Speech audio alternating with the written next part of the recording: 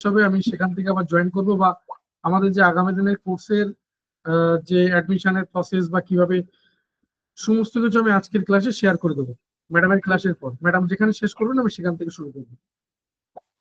Good evening madam, welcome ক্লাসে। দেখুন আপনি শেয়ার করতে পারবেন বা আনমিউট করতে পারবেন। হ্যাঁ হ্যাঁ ঠিক আছে। ওকে, থ্যাংক ইউ ম্যাডাম। ম্যাডামের ক্লাস যেখানে শেষ হবে আমি সেখান থেকে জয়েন করব এবং তোমার থেকে মাত্র 10 মিনিট সময় নেব। পরবর্তীতে তোমরা যদি কথা বলতে যাও, যেমন গতকাল আমরা করেছিলাম, তো আমরা সেভাবে আরেকটু এগোবো। Thank you madam. আজকে তোমাদের ফার্স্ট টপিক ধরে ক্লাস স্টার্ট হচ্ছে। আজকে তোমাদের চারবাগ দর্শন নিয়ে আমি পড়াবো এবং এটা নিয়ে এই চারবাগ দর্শন নিয়ে পড়ানোর শেষে কিছু কোশ্চেন অ্যান্সার আমি ডিসকাশন করবো প্রিভিয়াস ইয়ারের। ঠিক আছে, মন দিয়ে শুনবে, কারণ অনেকগুলো বই কালেক্ট করে কিন্তু আমি এই নোটসটা তৈরি করেছি। খুব ইংলিশ বেঙ্গলি দুটো মেটেরিয়ালসে এই নোটসটা আছে। ঠিক আছে, এইটুকুনি পড়লে তোমাদের এর বাইরে আর কিছু পড়তে হবে না, এইটুকুনি বলে দিলাম। তাহলে চলো শুরু করা যাক আজকের ক্লাসটা। দেখো তোমাদের কন্টেন্টসে কি কি আছে চারবাগ দর্শন থেকে সেটা আরেকবার আজকে বলে দিই। Epistemology, metaphysics and ethics. In the diverse landscapes of Indian philosophical thought, the gross materialism known as the Charbagh philosophy. Charbagh দর্শন একটা জড়বাদী দর্শন।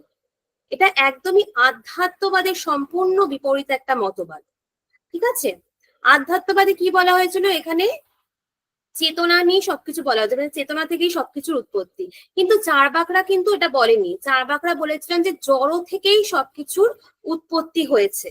ভারতবর্ষের ইতিহাসে বস্তুবাদের পরম্পরায় এই মেটেরিয়ালিজমের পরম্পরা যদি আমরা দেখি, আমরা দেখতে পাই যে এই পরম্পরা অনেক বেশি প্রাচীন বা অনেক পুরনো। জৈন সম্প্রদায়, বৌদ্ধ সম্প্রদায়ের অনেক আগে কিন্তু এই চারবাক সম্প্রদায়ের উৎপত্তি হয়েছিল। মানুষের উৎপত্তি যবে থেকে, এই মেটেরিয়ালিজমের উৎপত্তিও তখন থেকে কিন্তু হয়েছিল। তাহলে কি বস্তু বা মেটেরিয়ালিজমের কোনো গ্রন্থ বা বই কিন্তু সেভাবে কোনো খুঁজে পাওয়া যায় না, কিন্তু মেটেরিয়ালিজমের রেফারেন্স গুলো আমরা পাই কোথা থেকে? পুরাণ, রামায়ণ, মহাভারত, এইগুলো থেকে কিন্তু আমরা রেফারেন্স পাই এই বস্তুবাদ বা মেটেরিয়ালিজমের। মনে করা হয় কি যে বৃহস্পতি হলেন মেটেরিয়ালিজম বা ট্র্যাডিশনাল ফাউন্ডার। এই চারবাগ দর্শনের ফাউন্ডার হচ্ছে কিন্তু এই বৃহস্পতি। তোমাদের কোশ্চেন্স আসতে পারে ফাউন্ডার কে ছিলেন? বৃহস্পতি। নামটা নোটস ডাউন করবে। ঠিক আছে, এই মেটেরিয়ালিজমের মতটাকে আমরা চারবাগ বলে জানি। মনে করা হয় কি চারবাগ একজন ব্যক্তি ছিলেন। ঠিক আছে, তিনি বৃহস্পতির শিষ্য ছিলেন। এগুলো আমরা পাই রামায়ণ, মহাভারত, এগুলো থেকে আমরা পাই। এই চারবাগ সম্প্রদায়ের মূল বক্তব্য ছিল কি? খাও দাও আনন্দ করো, ঋণ করে ঘি খাও এবং যতদিন বাঁচো সুখেই বাঁচো। এছাড়াও এটা মনে রাখবে যে চারবাগ দর্শনকে কিন্তু লোকায়ত দর্শন বলা হয়। কেন লোকায়ত দর্শন বলা হয় চারবাগ দর্শনকে? কেননা চারবাগ দর্শনে সাধারণ মানুষের চিন্তা এবং ভাবধারাকে এই মতবাদের মাধ্যম দিয়ে ব্যক্ত করা হয়েছিল। In the Vedas and various Upanishads, the seeds of the skepticism, agnosticism, accidentalism, and naturalism were scattered in different forms. These scattered ideas found a coherent and integrated philosophical expressions in the Charbagh schools of materialism. রামায়ণে চারবাগ সম্প্রদায় সম্পর্কে বলা হয়েছিল যে চারবাগরা খুব একটা foolish সম্প্রদায়, যারা নিজেকে বেশি জ্ঞানী বলে মনে করে, যারা এই ব্যাপারে এক্সপার্ট যে কতটা মানুষকে নিচু স্তরে নামানো যায় এবং মানুষকে কতটা খারাপ পথে পরিচালিত করা যায়, এই ব্যাপারে নাকি চারবাগরা খুব এক্সপার্ট। এটা রামায়ণে কিন্তু বলা হয়েছিল। সব বইতে কিন্তু এগুলো পাবে না, আমি অথেন্টিক বই থেকে এগুলো পড়াচ্ছি। ভারতবর্ষের ইতিহাসে যারা চারবাগদের ধারাকে এই বহন করে নিয়ে গেছিলেন তাদের মধ্যে একজন ছিলেন অজিত কেশকম্বলী। নামটা মনে রাখবে, অজিত কেশকম্বলী। তার মেইন দুটো তত্ত্ব রয়েছে, মাথায় রাখবে। একটা হচ্ছে উচ্ছেদবাদ। এই উচ্ছেদবাদে কি বলা হয়? মৃত্যুর সাথে সাথে সবকিছু বিনাশ হয়ে যায়। আরেকটা তত্ত্বতে বলেছিলেন অজিত কেশকম্বলী যে দেহ ভিন্ন আত্মার কোনো স্বতন্ত্র অস্তিত্ব নেই, দেহই আত্মা। এই কথা কিন্তু অজিত কেশকম্বলী বলে যান। তিনি বলেন যে সোল অ্যান্ড বডি হলো আইডেন্টিক্যাল, বডির মৃত্যুর সঙ্গে সোলেরও মৃত্যু হয়ে যায়। এছাড়াও তিনি বলেছিলেন যে জীবন মানেই তোমার এই শরীর, মানে এই শরীরটা যতক্ষণই আছে ততক্ষণই তোমার এই আত্মা আছে, এবং এই দেহের মৃত্যুর পর সকল কিছুই কিন্তু বিনাশ হয়ে যায়, দেহের বিনাশই কিন্তু সবকিছুর শেষ। অজিত কৃষ্ণ কম্বলি কিন্তু এটা বলেছিলেন। এছাড়াও মেটেরিয়ালিজমের কোনো অথেন্টিক গ্রন্থ তুমি কিন্তু কোথাও পাবে না, কারণ কি সমস্ত গ্রন্থই কিন্তু বিলুপ্ত হয়ে গেছিল। মনে করা হয় যে অনেক পরে জয়রাশি ভট্ট একটা গ্রন্থ লিখেছিলেন, তার নাম হচ্ছে তত্ত্বপ্লবব সিংহ। মনে রাখবে জয়রাশি ভট্টের এই গ্রন্থটা কিন্তু খুব মানে আসে কোশ্চেন সেখান থেকে, জয়রাশি ভট্টের তত্ত্বপ্লবব সিংহ, যেটাকে 1940 খ্রিস্টাব্দে পাবলিশ করা হয়েছিল। এটা কিন্তু নোট ডাউন করে নেবে, জয়রাশি ভট্টের তত্ত্বপ্লবব সিংহ। এরপরে যে কি পয়েন্টস গুলো আছে তোমাদের এক্সামের আগে, যে এই কি পয়েন্টস গুলো তোমরা মাথায় রেখে যাবে, মানে পরীক্ষার আগে তো সবটা পড়া তোমাদের সম্ভব হয় না, মানে কি পয়েন্টস গুলো পড়ে তোমাদের যেতে হবে তখন। এই জন্যই আমি রেখেছি এইটা। চারবাক দর্শনের কি পয়েন্টস কোনগুলো ছিল? লোকায়ত ইজ দ্য অনলি শাস্ত্র। তারা কি বলেছিলেন যে লোকায়ত হচ্ছে একমাত্র শাস্ত্র। মেটেরিয়ালিজমকে লোকপ্রিয় দর্শন বলা হয়, সাধারণ মানুষের কাছে এই দর্শন ব্যাপকভাবে ছাপ ফেলেছিল। এছাড়াও তাদের মূল একটা পয়েন্ট ছিল যে perception is the only authority. প্রত্যক্ষই হচ্ছে একমাত্র প্রমাণ, একমাত্র অথরিটি হলো হচ্ছে পারসেপশন। প্রত্যক্ষের মাধ্যম দিয়ে আমরা কিন্তু সবকিছু জানতে পারি। আর্থ, ওয়াটার, ফায়ার, এয়ার আর দ্য এলিমেন্টস। তারা বলেছিল হচ্ছে ক্ষিতি অফ তেজ মরুদ। চারবাকরা বলেছিলেন যে ক্ষিতি অফ তেজ মরুদ দ্বারা এই জগৎ তৈরি হয়। চারবাক ভিন্ন অন্যান্য দর্শনে চতুর্ভুজ কিন্তু স্বীকৃত নয়, অন্যান্য দর্শনে পঞ্চ মহাভূত স্বীকৃত হয়েছে। ক্ষিতি অফ তেজ মরুদ বোম। কিন্তু চারবাকরা কিন্তু আকাশকে স্বীকার করে না। কেন তারা আকাশকে স্বীকার করছেন না? কারণ তারা মনে করছেন যে আকাশ কিন্তু প্রত্যক্ষযোগ্য নয়। আমরা কিন্তু মানে মানে আকাশকে কিন্তু প্রত্যক্ষের দ্বারা আমরা পাই না, আকাশ হচ্ছে অনুমানযোগ্য। কিন্তু চারবাক মতে তো অনুমানকে প্রমাণ বলে স্বীকার করা হয়নি, তাই জন্য তারা বলছে ক্ষিতি অফ তেজ মানে মরু। ঠিক আছে, এরপরে যেটা আসছে বডি, সেন্সেস এন্ড অবজেক্টস আর the results of the different combinations of elements. কি বলছে? আচ্ছা আচ্ছা, এটা আগে বলি। Enjoyment is the only ends of human existence. ঠিক আছে, তারা বলেছিলেন যে মানুষের অস্তিত্ব যতক্ষণ আছে, মানুষ যতদিন বাঁচবে, মানুষের অবশ্যই চেষ্টা করা উচিত যে এনজয় করে বেঁচে থাকা। আমি সবসময় এনজয় করে বেঁচে থাকবো। মানুষের লক্ষ্য হওয়া উচিত যতদিন বাঁচবো আমরা ভালো করে বাঁচবো। এছাড়াও তারা বলেছিল যে mind is only a product of matter. Chaitanya বলে আমরা যাকে বুঝি তা হচ্ছে জড় উপাদানের একটা সমষ্টি। চারটি উপাদানের মাধ্যমে আমাদের জড় দেহটা তৈরি হয়। সেগুলো কি কি? ক্ষিতি অফ তেজ মরু। ঠিক আছে, এই ক্ষিতি অফ তেজ মরুদের মিশ্রণ করলেই চৈতন্য নামের একটা গুণের উন্মেষ হয়। আবারও বলছি, ক্ষিতি অফ তেজ মরুদ কে মিশ্রণ করলে চৈতন্য নামের একটা গুণের উন্মেষ হয়। চৈতন্য বা মন হচ্ছে বেসিক্যালি কিন্তু একটা প্রোডাক্ট অফ ম্যাটার। এটাই হচ্ছে জড় উপাদানের একটা সমষ্টি। আর তারা বলেছিলেন যে there is no other world. মানুষের মৃত্যুর পরে আলাদা কোনো কিন্তু জগৎ নেই। কোনো মানুষই হচ্ছে মৃত্যুর পর যে কি হবে, আমি কোথায় থাকবো, এটা কিন্তু আমরা জানতে পারি না। চারাপাটা বলছে যে মৃত্যুতেই জীবনের সমাপ্তি, আমাদের পরবর্তী জীবন বলে কিছু হয় না। ঠিক আছে, তারা বলেছিল যে ডেথ ইজ লিবারেশন। মৃত্যুই হলো মুক্তি। মৃত্যু হলো মানে আমাদের মুক্তি হয়ে গেল, মৃত্যুর পরবর্তী জীবন বলে কিছু থাকে না। ঠিক আছে, এছাড়াও তারা বলেছিল যে বডি, সেন্সেস এন্ড অবজেক্টস আর the results of the different combinations. আমাদের দেহ সেন্স অর্গানস গুলো যেগুলো রয়েছে, নাসিকা, জিহ্বা, ত্বক, বাহ্যবস্তু, এই চারটি এলিমেন্টের উপর বিভিন্ন রকম কম্বিনেশনের ফলে আমাদের দেহ, মন, বাহ্যবস্তু সবকিছু চারটি উপাদানের ফলের জন্যই তাদের জড়বাদ বলা হচ্ছে। ঠিক আছে, এই চারটি উপাদানের মধ্যে চেতনা বলে কোনো কিছু নেই। এই চারটি উপাদান, এই ক্ষিতি, অপ, তেজ, মরুদ, এই চারটি উপাদানের কম্বিনেশনের ফলে কিন্তু চেতনা বা মনের তৈরি হচ্ছে। এই কারণেই বলা হয় কি mind is a product of matter. ঠিক আছে, এছাড়া বলা হচ্ছে consciousness arises from matter like the intoxicating quality of wine. চেতনা উদ্ভূত হচ্ছে ম্যাটার থেকে উদ্ভূত হচ্ছে। ঠিক আছে, এখানে একটা প্রশ্ন করা হয়েছিল যে ক্ষিতি, অব, তেজ, মরুত, এই চারটি মহাভূতের কোনটার মধ্যেই তো চেতনা নেই। ঠিক আছে, এই প্রসঙ্গে তারা বলেছিল যে পান, সুপারি, চুন, খয়ের এর মধ্যেও তো লাল রং নেই, কিন্তু এদের চর্বণ করলে তো সেখানে লাল রং পাচ্ছি আমরা। এই উক্তিটা চার্বাকরা দিয়েছিল তাদেরকে।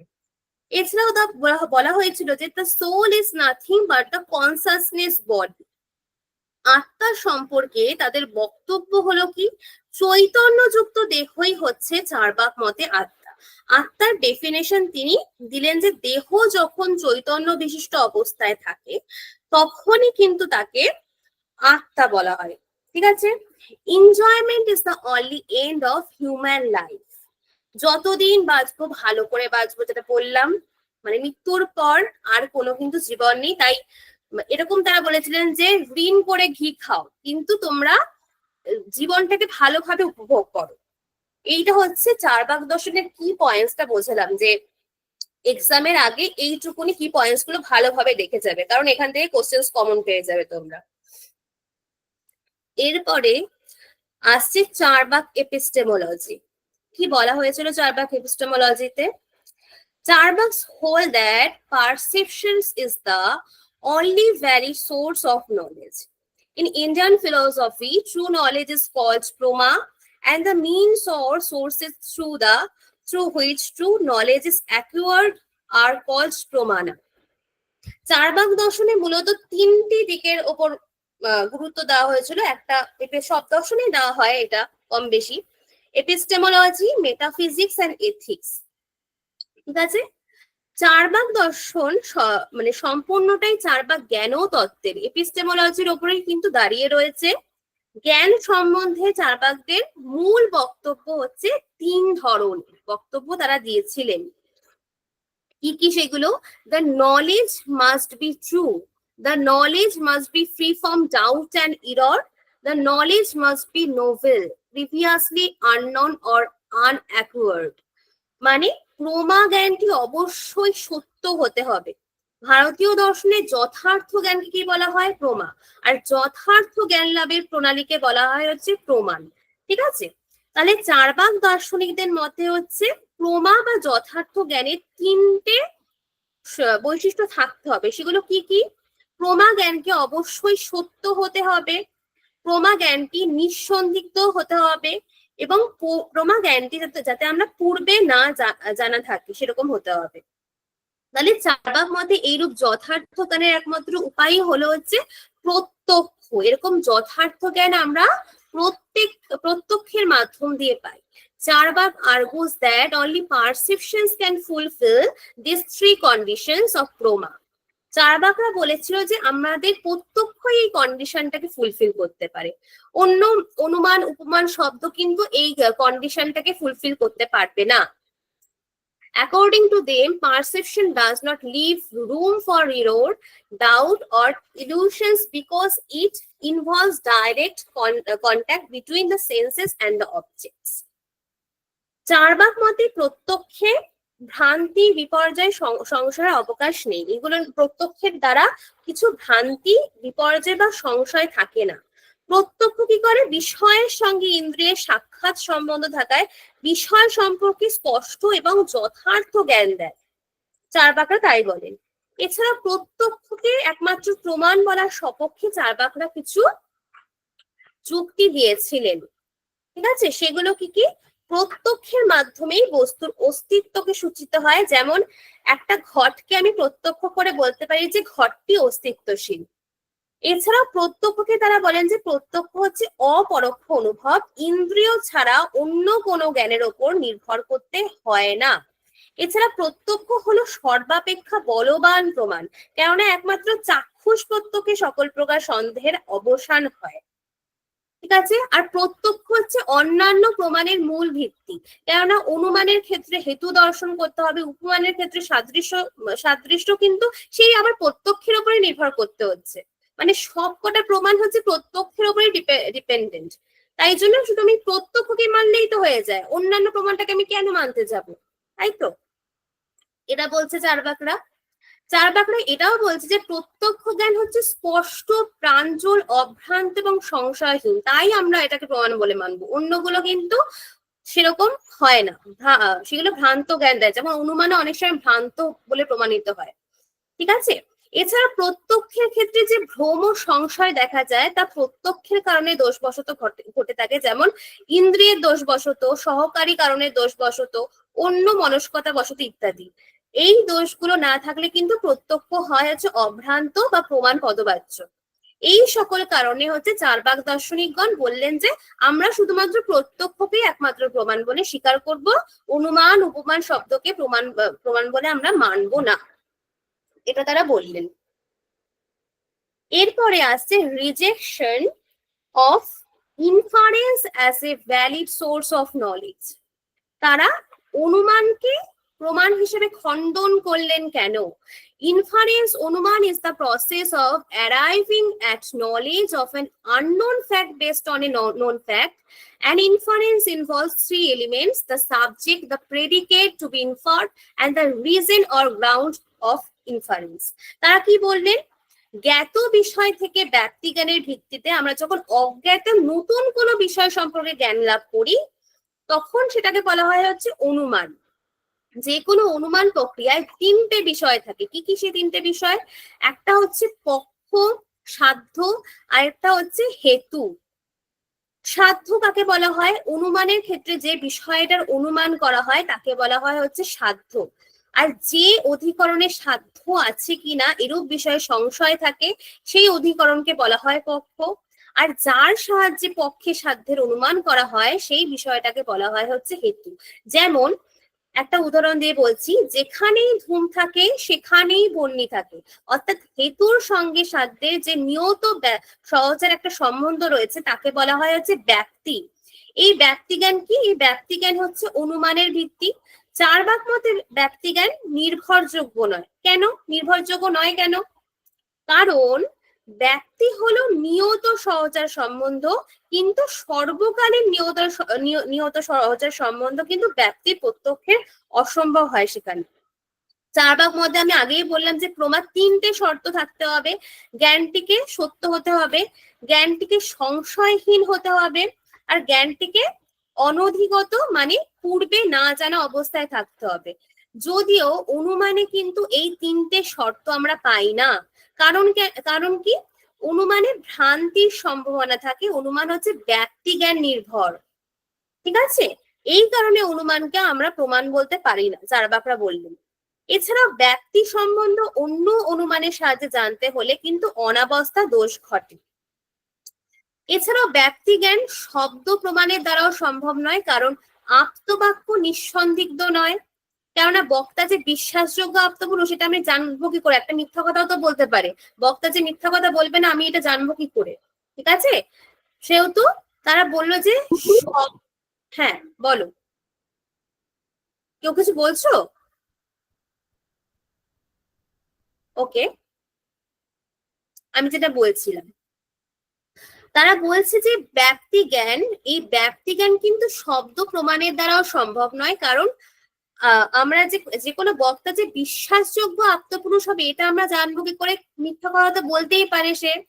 সেই জ্ঞান অনুমান লব্ধ, তাই সন্দেহপূর্ণ।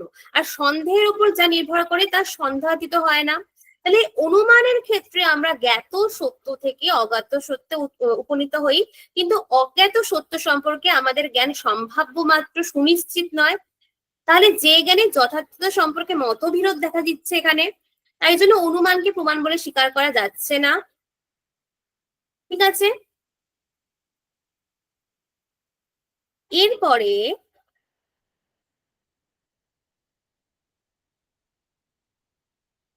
যেটা আসছে, শব্দ প্রমাণ খণ্ডনে চার্বাকদের যে যুক্তিটা দিয়েছিল সেটা হচ্ছে Rejections of verbal testimony shabd as a source of knowledge. Charvaks also reject verbal testimony as a valid source of knowledge. Many Indian philosophical schools accept shabd or aptobakya authoritative testimony as a valid প্রমাণ। কি বলেছিল শব্দ প্রমাণ খণ্ডনে চার্বাকরা? ভারতীয় দার্শনিক সম্প্রদায়ের অনেকে কিন্তু শব্দ বা আপ্তবাক্যকে একটা যথার্থ প্রমাণ হিসেবে গ্রহণ করে, কিন্তু চার্বাকদের মতে শব্দ বা আপ্তবাক্য কিন্তু নির্ভরযোগ্য কোনো প্রমাণ নয়। কারণ কি? শব্দ হলো বিশ্বাসযোগ্য ব্যক্তির একটা বচন। কোনো ব্যক্তি বিশ্বাসযোগ্য কিনা তা কিন্তু অনুমান করা হয় তার চরিত্র অনুযায়ী। আমরা তো অনুমান করি যে কোনো ব্যক্তি বিশ্বাসযোগ্য, ঠিকঠাক কথা বলছে নাকি ঘুরিয়ে পিছিয়ে কথা বলছে একটা ব্যক্তি, সেটাকে কিন্তু আমরা অনুমান করছি। তাহলে অনুমান যেখানে নির্ভরযোগ্য নয়, সেখানে অনুমান নির্ভর আমরা শব্দকেও যথার্থ প্রমাণ বলে স্বীকার করতে পারবো না, কারণ সেটাও তো অনুমান নির্ভর হয়ে পড়ছে। একটা ব্যক্তি যে বিশ্বাসযোগ্য সেটাও তো আমরা অনুমান করছি সেই ব্যক্তিটা আসলে বিশ্বাসযোগ্য নাকি। তাহলে অনুমানের যদি প্রমাণ হিসেবে স্বীকার না করি আমরা, তাহলে সেখানে শব্দকে আমরা প্রমাণ হিসেবে স্বীকার করতে পারবো না, ডিপেন্ডেন্ট তো।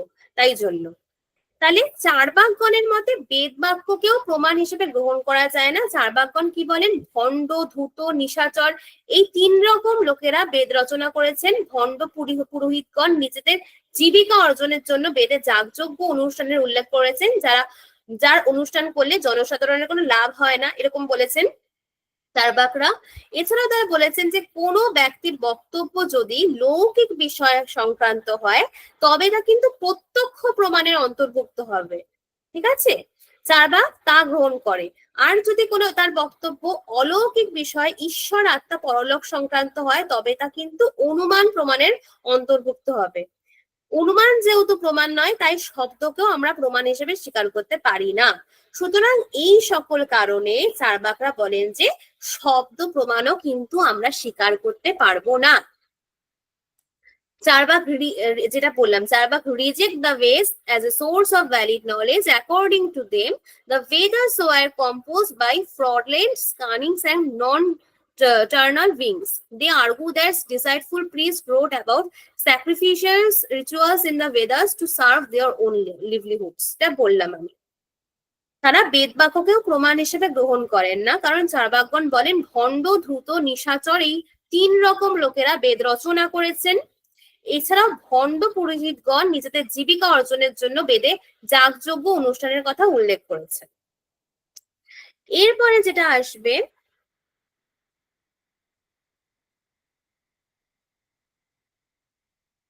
চার্বাক অধিবিদ্যা। ঠিক আছে, চার্বাক অধিবিদ্যা এখানটায় চলে গেছে, 1 মিনিট একটু দাঁড়াও। চার্বাক মেটাফিজিক্স কি বলা হয়েছিল? Metaphysics generally deals with transcendental realities. It discusses the natures of the universe, fundamental elements, cause-effect relationships, God, soul, afterlife, sin, virtue, etc. Naturally, these are also subjects of Charvak metaphysics. Charvaka অধিবিদ্যায় সাধারণত কি নিয়ে আলোচনা করা হয়? ঈশ্বর, আত্মা, পরলোক, পাপ, পুণ্য এই বিষয়গুলোকে নিয়ে কিন্তু চার্বাক অধিবিদ্যাতে আলোচনা করা হয়। স্বাভাবিকভাবে এগুলো চার্বাক মানে সকল অধিবিদ্যাতেই তো এগুলো হচ্ছে মুখ্য উপজীব্য বিষয়, যেখানে আমরা কি আলোচনা করি? ঈশ্বর, আত্মা, পরলোক, পাপ, পুণ্য এগুলো নিয়ে তো অধিবিদ্যা আলোচনা করা হয়। সেরকমই চার্বাকদের এই অধিবিদ্যা সংক্রান্ত মতবাদ হচ্ছে ভূত চতুষ্টয়বাদ নামে পরিচিত। মনে রাখবে, the Charvak view regarding the natures of the world is known as Bhuto Chatushtayabad. Questions দেয় তোমাদের। The doctrines of the 4 elements which reflects their materialistic perspective, যার মধ্য দিয়ে তাদের জড়বাদী দৃষ্টিভঙ্গি প্রতিফলিত হয়েছে। তাহলে কি এই ভূত চতুষ্টয়বাদ? চার্বাক জড়বাদ বা ভূত চতুষ্টয়বাদ বলতে কি বোঝানো হয়? According to materialism, matters is the only fundamental reality. All worldly objects originate from matters and dissolves into matters. Materialism is the opposite of spiritualism. জড়বাদ অনুসারে জড়ই একমাত্র মূল তত্ত্ব, মানে জড় থেকেই যাবতীয় জাগতিক বস্তুর উৎপত্তি এবং জড়তেই সেই বস্তুগুলোর নিষ্পত্তি, ধ্বংস। তাহলে জড়বাদ কিন্তু আধ্যাত্মবাদের বিপরীত মতবাদ। আধ্যাত্মবাদে কি বলা হয়? আধ্যাত্মবাদে বলা হয়েছিল যে চেতনাই হচ্ছে মূল তত্ত্বরূপে গৃহীত হয় এবং ঈশ্বর, আত্মা, মুক্তি, পরলোক প্রভৃতি অতীন্দ্রিয় সত্তায় বিশ্বাস স্থাপন করা হয়। তাহলে জড়বাদে কি বলা হয়েছিল? জড়বাদে বলা হয়েছিল যে জড়বাদ হচ্ছে আধ্যাত্মবাদের বিপরীত মতবাদ, এটা একটা পয়েন্ট লিখে রাখবে। এবং আধ্যাত্মবাদে চেতনায় মূল তত্ত্বরূপে গৃহীত হয়, যেমন ঈশ্বর, আত্মা, মুক্তি, পরলোক প্রভৃতি অতীন্দ্রিয় সত্তায় বিশ্বাস স্থাপন করা হয়। চার্বাকগণ ছিলেন প্রত্যক্ষবাদী। তাদের মতে প্রত্যক্ষকে একমাত্র প্রমাণ হিসেবে স্বীকার করা হয়েছিল এবং এই প্রত্যক্ষের সাহায্যে জড় জগতের অস্তিত্ব হয়। ঠিক আছে, যেমন চার্বাকগণ বলেন যে ক্ষিতি, অপ, তেজ, মরুত, আর্থ, ওয়াটার, ফায়ার, এয়ার, এই চারটি ভূতের সংমিশ্রণে এই জগৎ গঠিত। আর্থ, ওয়াটার, ফায়ার, এয়ার, এই চারটি ভূতের সংমিশ্রণে এই জগৎ গঠিত হয়েছে। অর্থাৎ এই চারটি জড় উপাদানই স্থূল জগৎ সৃষ্টির মূল কারণ। ঠিক আছে, জীব জগৎ বা জড় জগৎ যা কিছুই এই চারটি উপাদানের সংযোজনের দ্বারা সৃষ্টি হয়েছে। মানে তারা বলছেন যে এই জগতের জীব জগৎ বা জড় জগৎ হোক, এই ক্ষিতি, অপ, তেজ, মরুত, এই চারটি উপাদানের সংযোজনের দ্বারা সৃষ্টি হয়েছে এবং তাদের বিয়োজন, এই ক্ষিতি, অপ, তেজ, মরুত, এই চারটি উপাদান যখন বিয়োজন হয়ে যায় তার ফলে ধ্বংস হয়ে যায়। ঠিক আছে, চার্বাকগণ বলছেন যে প্রাণের উৎপত্তিও কিন্তু জড় থেকেই হয়েছে। তাদের বিশ্বাস কি যে ক্ষিতি, অপ, তেজ, মরুত, এই চতুর্ভুত নিজেদের স্বাভাবিক ধর্ম এবং ক্রিয়া অনুসারে পরস্পর মিলিত হয়ে এই জগৎকে সৃষ্টি করছে। তার জন্য ঈশ্বর বা অদৃষ্টকে স্বীকার করার কিন্তু কোনো প্রয়োজন নেই। অগ্নি কেন উষ্ণ, জল কেন শীতল, বা বায়ু কেন স্পর্শ গুণযুক্ত, বা নিম কেন তেতো, এই ধরনের প্রশ্নগুলো কিন্তু তারা বলেছেন যে অবান্তর, বাস্তব স্বভাব থেকে বিচিত্র ব্যাপার প্রতিনিয়ত সংঘটিত হয়ে চলেছে।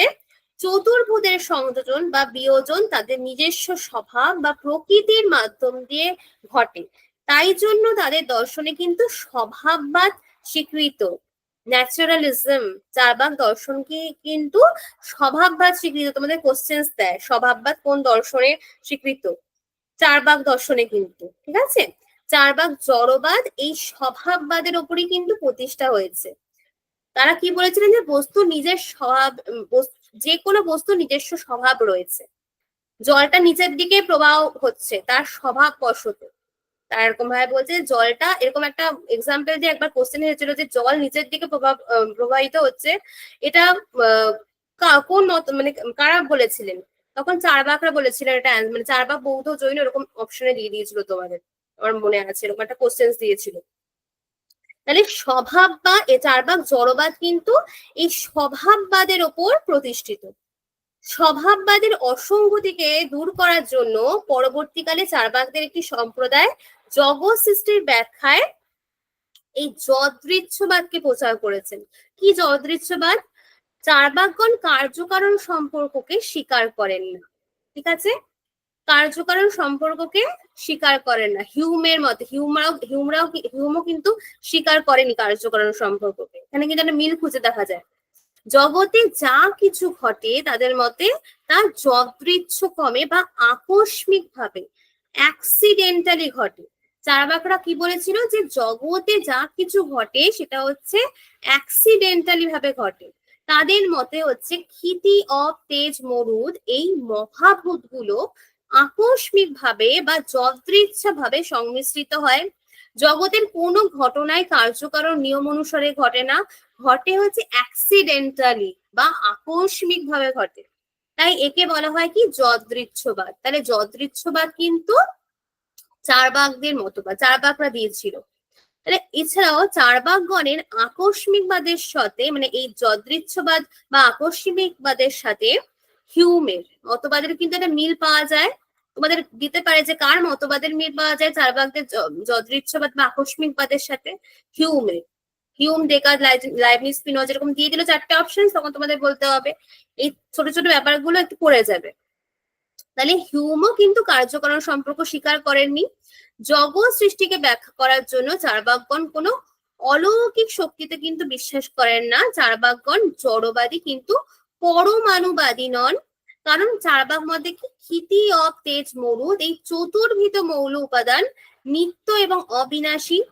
পার্থিব বস্তুসমূহের উৎপত্তি এবং বিনাশে কিন্তু এগুলো রূপান্তর ঘটে মাত্র। ঠিক আছে। এছাড়াও তারা বোমকে কিন্তু তারা স্বীকার করে না, তোমরা এটা মনে রেখে দেবে। কারণ বোমকে প্রত্যক্ষ করা যায় না। বোম মানে কি আকাশকে তারা স্বীকার করে না। এটা দিয়ে দিতে পারে চার্বাকরা মানে ক্ষিতি, অব, তেজ, মরুদ বোমের মধ্যে কোনটাকে স্বীকার করে না, এরকম কোশ্চেন দিতে পারে। তাই বলে দিলাম যে চার্বাকরা কিন্তু আকাশকে স্বীকার করে না, কারণ আকাশকে কিন্তু প্রত্যক্ষ করা যায় না। আকাশ হচ্ছে অনুমানযোগ্য, মানে অনুমান করে দেখা যায়। তারপরে হচ্ছে চার্বাক মেথড। হ্যাঁ বলো ম্যাম। বলছি একটা কোশ্চেন বললেন না যে চার্বাকের সাথে লাইবনি যদিচ্ছাবাদ, ওই কোশ্চেনটা ম্যাম আরেকবার বলবেন? হ্যাঁ বলছি। চার্বাকদের সাথে মানে চার্বাকগণ কার্যকারণ সম্পর্ককে স্বীকার করে না। মানে কার্যকারণ, কোনো কার্যের পেছনে কোনো কারণ আছে, ঠিক আছে, এইটা কিন্তু চার্বাকরা স্বীকার করেন না। সেরকমই এটাকে বলা হয় হচ্ছে যদৃচ্ছবাদ বা আকস্মিকবাদ। এরকমই কিন্তু হিউমও কার্যকরণবাদকে স্বীকার করেননি। কোনো কার্যের পেছনে কোনো কারণ রয়েছে এটা কিন্তু হিউম স্বীকার করেনি। এটাকে বলা হয় হচ্ছে আকস্মিকবাদ বা যদৃচ্ছবাদ। মানে চার্বাক দার্শনিকরা যেটা বলেছিল হিউম বলেনি, মানে যদৃচ্ছবাদ তারা বলেননি, কিন্তু হিউমও কার্যকরণ মতবাদ স্বীকার করেনি। আমি এটাই বলতে চাইলাম, মানে ওদের মতবাদের সাথে হিউমের একটা মানে রয়েছে, মিল রয়েছে। বোঝা গেছে? মানে চার্বাকদের কার্যকারণ সম্পর্ককে স্বীকার করেনি। এটাকে বলা হয় কি যে জগতে যা কিছুই ঘটে তা যদৃচ্ছভাবে বা আকস্মিক ভাবে ঘটে। তাদের মতে মানে চার্বাকদের মতে ক্ষিতি, অব, তেজ, মরুদ এই মহাভূত গুলো আকস্মিক ভাবে বা যদৃচ্ছা ক্রমে সংমিশ্রিত হয়ে যায়। ঠিক আছে। জগতের কোনো ঘটনায় কার্যকারণ নিয়ম অনুসারে ঘটে না, ঘটে কিরকম ভাবে আকস্মিক ভাবে, অ্যাক্সিডেন্টালি ঘটে। তাই চার্বাকদের মতবাদকে যদৃচ্ছবাদ বলা হয়। বোঝা গেছে তোমার যেটা ছিল? হ্যাঁ বোঝা গেছে। ওকে ঠিক আছে। তাহলে মাইক্রোফোনটা একটু মিউট করে দাও। হ্যাঁ, এরপরে যেটা আসবে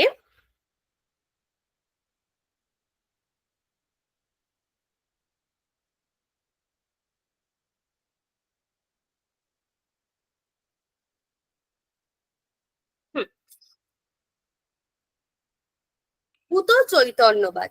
Consciousness as product of matter. A potential challenge to the theory is none of the four elements, earth, water, fire, air, possess consciousness. So how can a conscious being arise from the combinations of non-conscious elements? চার্বাকরা ছিলেন প্রত্যক্ষ মাত্রই, তারা বলেছিলেন প্রত্যক্ষ মাত্রই প্রমাণ। চার্বাকগণ আত্মা নামক কোন স্বতন্ত্র নিত্য দ্রব্যের অস্তিত্ব স্বীকার করেননি। তারা আত্মা মানে তারা বলেছিলেন যে আত্মা বলে কিছু হয় না। যেহেতু তা প্রত্যক্ষ বহির্ভূত, আত্মাকে তো আমরা চোখে দেখতে পারি না, প্রত্যক্ষ করতে পারি কি? আমরা তো প্রত্যক্ষ করতে পারি না আত্মাকে। তাই জন্যই তারা বলেছেন যে আমরা আত্মাকে কিন্তু মানবো না, আত্মাকে স্বীকার করব না। আমি কর্তা, আমি ভোক্তা ইত্যাদি ক্ষেত্রে আমি বলতে এই চৈতন্যময় দেহই হচ্ছে নির্দেশিত। এই চৈতন্যময় যে দেহ সেটাই হচ্ছে নির্দেশিত। মৃত্যুর সঙ্গে সঙ্গে কি হয়? তথাকথিত কর্মফল ও দেহের সাথে বিনষ্ট হয়ে যায়। আমরা যে কর্মফল করি সেটা কি হয়? এই আমাদের দেহ, এই দেহ চলে যাওয়া মানে কর্মফলটা আমাদের দেহের সাথেই বিনষ্ট হয়ে যাচ্ছে। এই পরবর্তী জন্মে পরবর্তী আবার আমাদের জন্ম হবে, আমরা কর্মফল ভোগ করব, এইসব কিছু হয় না। চার্বাকরা বলছে এগুলো কিছু এসব হয় না, এসব ফালতু বাজে কথা। ঠিক আছে। তারা বলছে সংস্কার বলে কোনো কিছুই অবশিষ্ট থাকে না আমাদের। চৈতন্য বিশিষ্ট দেহকেই তারা আত্মা বলছে, মানে আমাদের দেহ হচ্ছে চৈতন্য বিশিষ্ট এবং এই দেহই হচ্ছে আমাদের আত্মা। তাহলে চার্বাকদের আত্মা সম্পর্কিত মতবাদকে বলা হয় কি? দেহাত্মবাদ। Very very important. ঠিক আছে, তোমাদের কোশ্চেন্সে দেয় চার্বাকরা কি বলেছিল যে চৈতন্য বিশিষ্ট দেহই হচ্ছে আত্মা।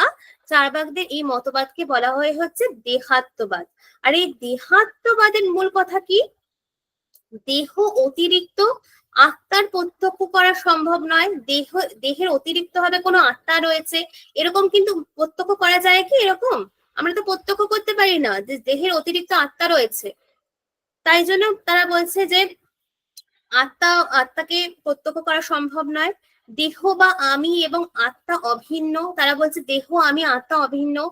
এছাড়াও তারা বলছে চৈতন্য আত্মার গুণ হতে পারে না। চৈতন্য আত্মার গুণ হতে পারে না। সর্বোপরি মৃত্যুতেই আমি আত্মার পরিসমাপ্তি, মানে মৃত্যু হলো মানে সবকিছুই আত্মার পরিসমাপ্তি হয়ে গেল। সুতরাং জন্মান্তর জন্মান্তর কিন্তু অর্থহীন। কিন্তু এখানে একটা প্রশ্ন থেকে যায় যে ক্ষিতি অব তেজ মরুদ এই চারটি মহাভূতের কোনোটাতেই তো চৈতন্য নেই। কাজেই এই চতুর্ভুজের সংমিশ্রণে গঠিত জীবদেহে কিভাবে চৈতন্যের আবির্ভাব ঘটবে? উত্তরে চার্বাকগণ কি বললেন? আমি আগে বলেছিলাম এটা, পান সুপারি চুন খয়ের এদের কোনোটার মধ্যেই তো লাল রং নেই, কিন্তু এদের একত্রে কিন্তু চিবালে চর্বণ করলে কিন্তু সেখানে কিন্তু একটা লাল আভা দেখা যায়।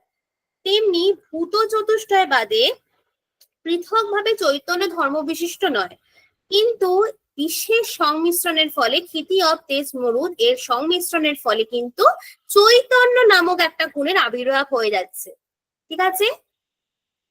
কাজেই চার্বাক মতে চতুর্ভূতের বিশেষ সংমিশ্রণে যে চৈতন্য নামক একটা গুণের আবির্ভাব ঘটছে সেটাকে বলা হয় কি? ভূত চৈতন্যবাদ। ঠিক আছে?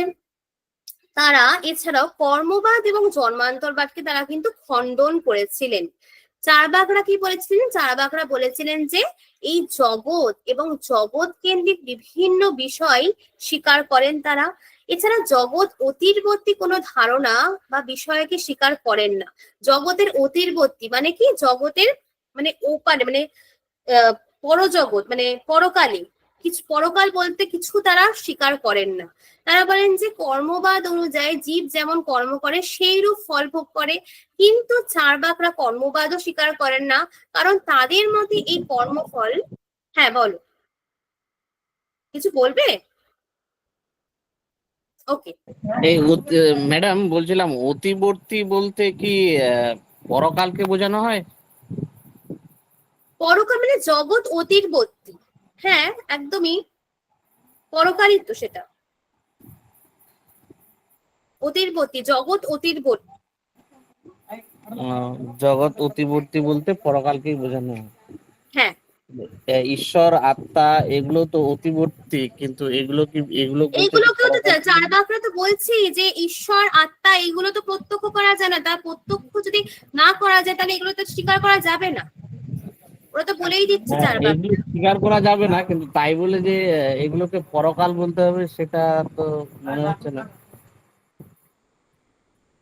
এটা কিন্তু অতিবর্তী বলতে আমি যেটা বুঝি সেটা হচ্ছে যে আহ, মানে যেটা আমরা ব্যাপারটা যেটা ইন্দ্রিয় বলো। গোচরের বাইরে যে বিষয়টা সেটাই হলো অতিবর্তী, কিন্তু তাই বলে পরকালটাই শুধু অতিবর্তী হবে এমনটা নয়, পরকালটা তো ওটা তুমি হবেই। যেটা বলছো সেটাও ঠিক, হ্যাঁ।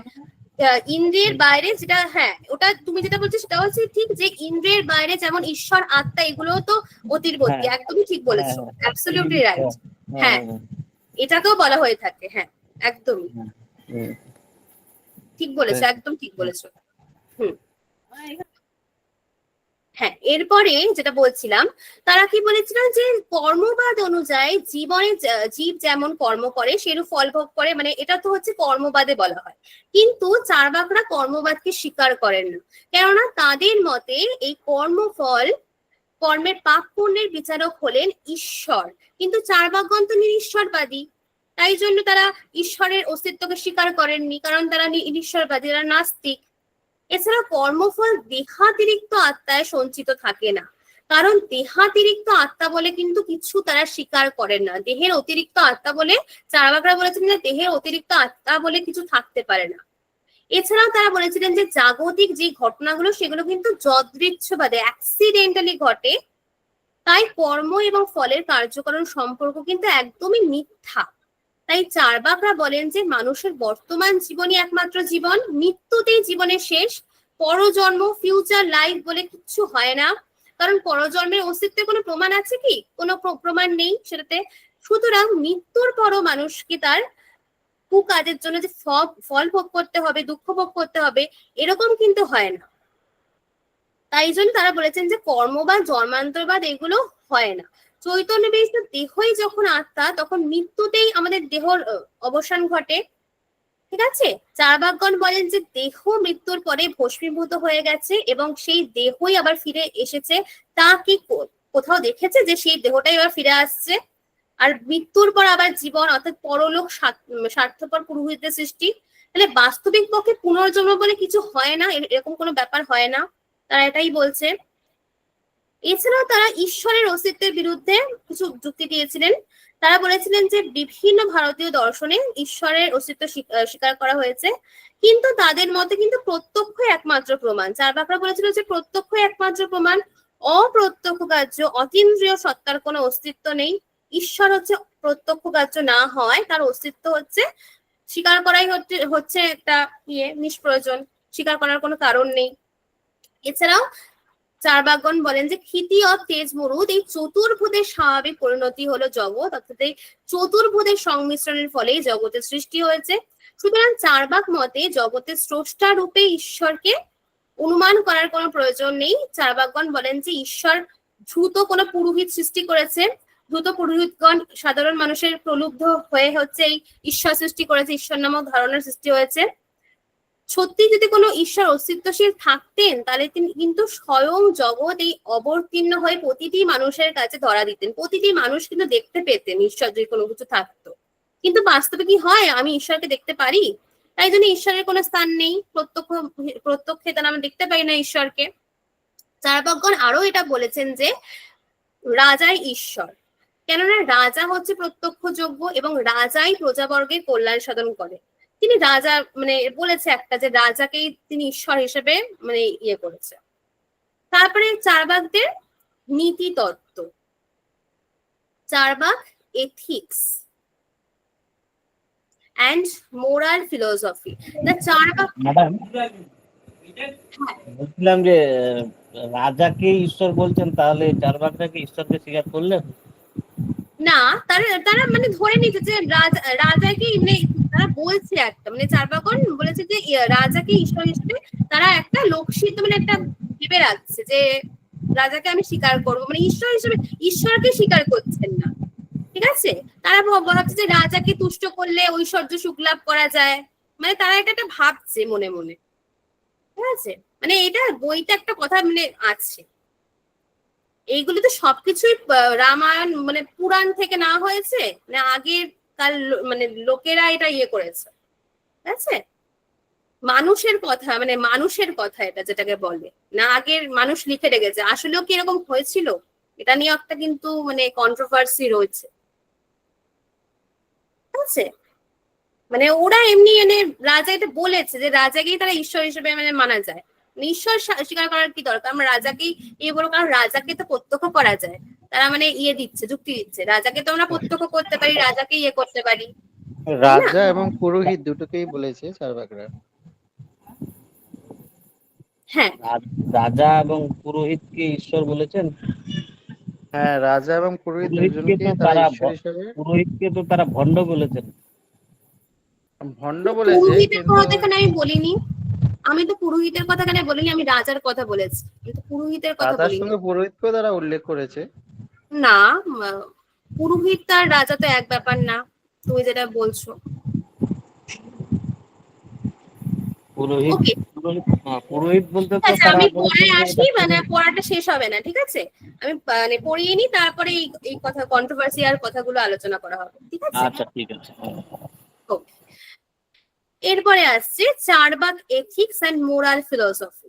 The Charbak school understood ethics purely in terms of life-centered principles.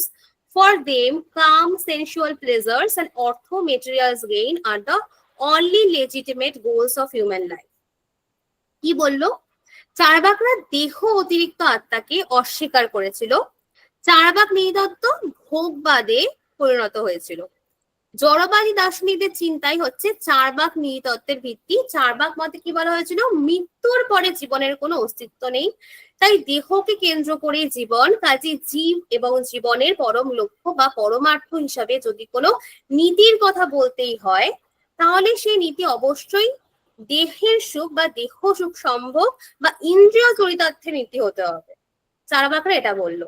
Hedonism and sensual pleasure, সুখবাদ, ঠিক আছে, তারা সুখবাদের কথা বলেছিলেন।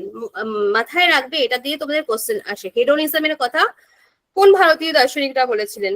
চার্বাক দার্শনিকরা, ঠিক আছে। According to the materialistic Charvaks, human life is essentially bodily and sensory. The consciousness body, composed of the four gross elements, earth, water, fire, air, constitutes the jiv, living being, and the life is centered around this body alone. Hence, any moral codes or niti must aim at bodily enjoyment and sensual satisfactions. বৈদিক শাস্ত্রে ধর্ম, অর্থ, কাম, মোক্ষ এই চারটি কি একমাত্র কাম্য বস্তু বা পুরুষার্থ বলে অভিহিত করা হয়েছে, কিন্তু চার্বাকরা বলেছিল না, অর্থ এবং কাম মনুষ্য জীবনের পরম পুরুষার্থ, ঠিক আছে। তারা অর্থ এবং কামকে বলেছিল যে মনুষ্য জীবনের পরম পুরুষার্থ, ভোগ লালসাময় জীবনকে বরণ করাই হচ্ছে পুরুষার্থ। চার্বাকগণ বলেন যে মানুষের নিকটতম বন্ধু হলো তার এই নিজের দেহ, সেই দেহকে উপেক্ষা করে মৃত্যু ভয়ে অধীর হয়ে ইহলোকের সুখের জলাঞ্জলি দিয়ে পরলোকের চিন্তায় ব্রত উপবাস পালন হচ্ছে একটা নির্বুদ্ধিতার পরিচয়। আমি মানে সবসময় পরলোক নিয়ে চিন্তা করছি, এই জগতে বসে পরলোকে কি হবে, পরলোকের জন্য আমি এই ঈশ্বর উপাসনা করব, এই করব সেই করব, এইরকম যদি করো সেটা হচ্ছে একটা নির্বুদ্ধিতার পরিচয়। তুমি ইহলোকে দাঁড়িয়ে নিয়ে পরলোকের কথা কেন ভাববে? চার্বাকরা এটা বলেছিল, ঠিক আছে। চার্বাকগণ বলেছিলেন যে সুখে বেঁচে থাকার ইচ্ছেটাই হচ্ছে বড় কথা। জগতে যত রকমের সুখ আছে তার মধ্যে তারা কাম বা ইন্দ্রিয়কেই সবচেয়ে বেশি স্পষ্ট বা তীব্র বলেছিল। তারা বলেছিলেন যে বুদ্ধিমান যে ব্যক্তি সে কোনোভাবেই ইন্দ্রিয়গুলোকে পরিত্যাক্ত মানে সবসময় তারা কি করার চেষ্টা করবে, যে এই জীবনে সুখ ভোগ করার চেষ্টা করবে। তারা সে বলেছিল যে চার্বাকরা বলেছিল যে যাবৎ জীবেদ সুখং জীবেদ ঋণং কৃত্য কৃতং পিবেদ, অর্থাৎ যতদিন বাঁচবে তোমরা সুখে বাঁচবে, ঋণ করে ঘি খাবে। জীবন একটাই, জীবন চলে গেলে কিন্তু সুযোগটা হাতছাড়া হবে। অতএব বেঁচে থাকাকালীন সর্বোত্তভাবে তোমরা সুখ অন্বেষণ করো, এটাই হচ্ছে বুদ্ধিমানের কাজ। তারা পরকাল বলে কোনো কিছু মানছে না, আর এই জীবনে বসে আমরা পরকালের কথা চিন্তা করব, এটা কিন্তু কখনোই হতে পারে না। এটা মনে রাখবে, চার্বাকরা অর্থ এবং কামকে তারা পুরুষার্থ হিসেবে স্বীকার করেছিল। ধর্ম, অর্থ, কাম, মোক্ষ এই চারটি পুরুষার্থের মধ্যে তারা কিন্তু অর্থ এবং কামকে পুরুষার্থ হিসেবে স্বীকার করেছিল। এই গেল হচ্ছে চার্বাক নীতিশাস্ত্র। এরপরে আমি কিছু কোশ্চেন্স নিয়ে ডিসকাশন করবো আজকে। আগে প্রিভিয়াস ইয়ারের কোশ্চেন, এসএলএসটির 2016-তে যে কোশ্চেন্স গুলো তোমাদের এসেছিল সেগুলো নিয়ে ডিসকাশন করব। কালকে আমরা 5 অবধি 6 অবধি ডিসকাশন হয়তো করে না, 5 অবধি করেছিলাম, আজকে এখান থেকে হবে। তোমরা একটু অ্যান্সার দেওয়ার চেষ্টা করবে।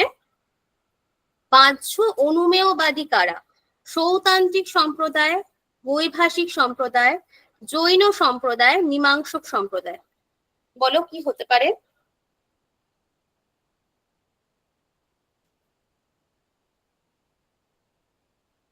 সৌতান্ত্রিক সম্প্রদায়। বৈভাষিক সম্প্রদায় কি বলতে পারবে কেউ? বৈভাষিক বাহ্য প্রত্যক্ষবাদী। বাহ্য প্রত্যক্ষবাদী, একদম। বাহ্য প্রত্যক্ষবাদী হচ্ছে বৈভাষিক প্রত্যক্ষবাদী। ম্যাম বলছিলাম আজকে যেগুলো পড়ানো হয়েছে, যে টপিকটার হ্যাঁ, উপরে যে হ্যাঁ, কোশ্চেনগুলো যেগুলো ইম্পর্টেন্ট ওগুলো যদি পিডিএফ আকারে দিন তাহলে ভালো হয়। আজকে যেটা আমরা পড়িয়েছি সেই সব কোশ্চেন এমসিকিউ আমাদের ক্লাসে সব থাকবে, ঠিক আছে। টপিক অনুযায়ী সব প্রত্যেক দিনের এমসিকিউ প্রত্যেক দিন থাকবে, মানে যা যা তোমাদের কোশ্চেন আসতে পারে এসএলএসটি থেকে, সব রকমের কোশ্চেন।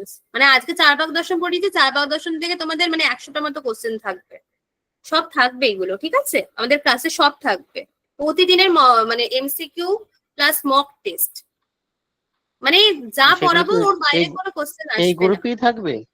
এই গ্রুপেই থাকবে না অন্য গ্রুপে?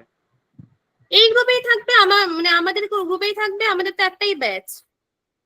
আচ্ছা আচ্ছা। স্যার তোমাদের সব দিয়ে দেবে, সব বলে দেবে, আজকেই বলে দেবে স্যার তোমাদের, ঠিক আছে? তোমাদের আজকে প্রিভিয়াস ইয়ারটা করা। হ্যাঁ বলো, আর কিছু বলার আছে? হ্যাঁ ঠিক আছে, এক্সপ্লেনেশন দিয়ে আমরা কিন্তু সব দিই, ঠিক আছে? আমাদের এক্সপ্লেনেশনও থাকে বেঙ্গলি আর ইংলিশ দুটোতেই। এক্সপ্লেনেশন ছাড়া কিছু আমরা দিই না, মানে শুধু কোশ্চেন অ্যান্সার এরকম থাকে না আমাদের। এরপরেরটা বলো, আরম্ভবাদের সমর্থক কোন দার্শনিক সম্প্রদায়? মীমাংসক সম্প্রদায়, বেদান্ত দার্শনিক সম্প্রদায়, সাংখ্য।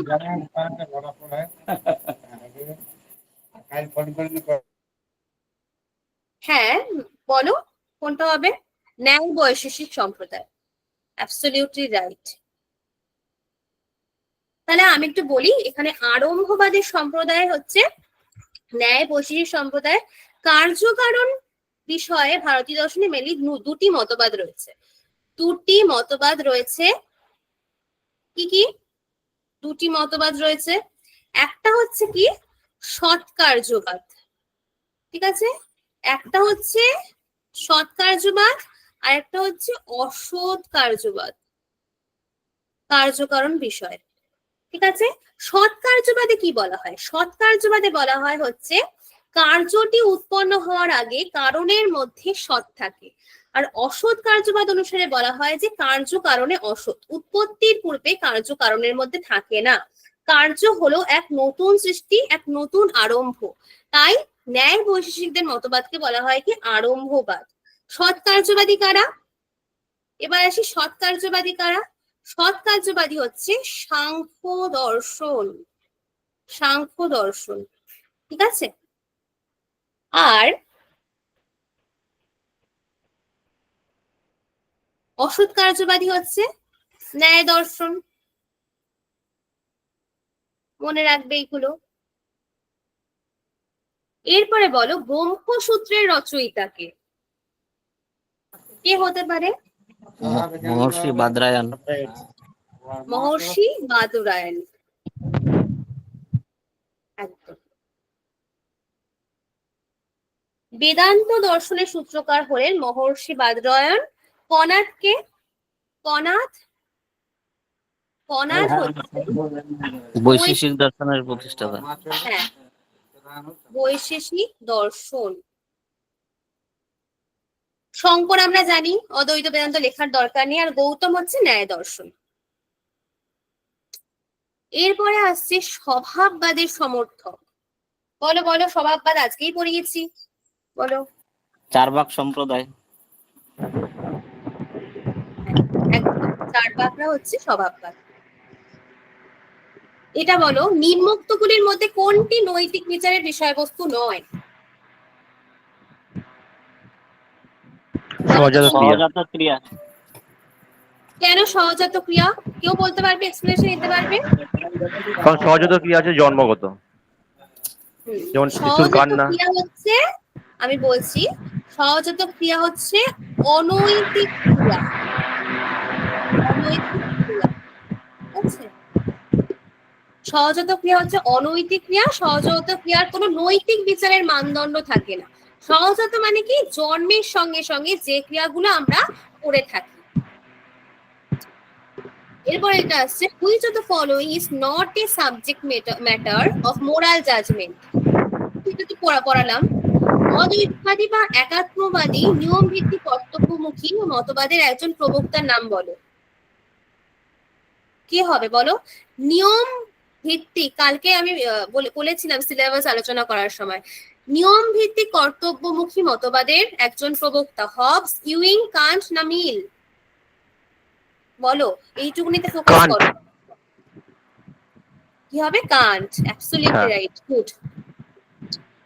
এরপরে কর্মভিত্তিক উপযোগবাদের দুজন প্রবক্তার নাম বলো। ইউইং, রস কান্ট, ইউইং, ব্রান্ডেট, বলো কোনটা হবে?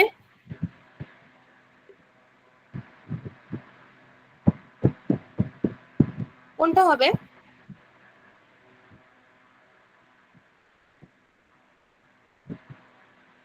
তোমাদের প্রিভিয়াস ইয়ারের কোশ্চেন কিন্তু এটা 2016। এটার অ্যান্সার হবে হচ্ছে ইউইং অ্যান্ড ব্রান্ড, ঠিক আছে? এরপরে এমন একজন উপযোগবাদী চিন্তাবিদ যিনি সুখবাদী নন, তিনি হলেন সুখবাদী নন বেনথাম, সিজুইক, সুখবাদী নন কিন্তু মুর। মুর।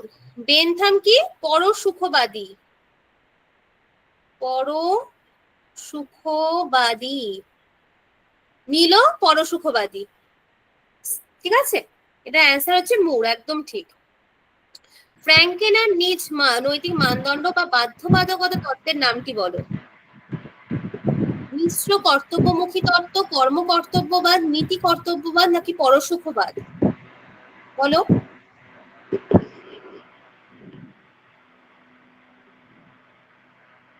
কোনটা হতে পারে?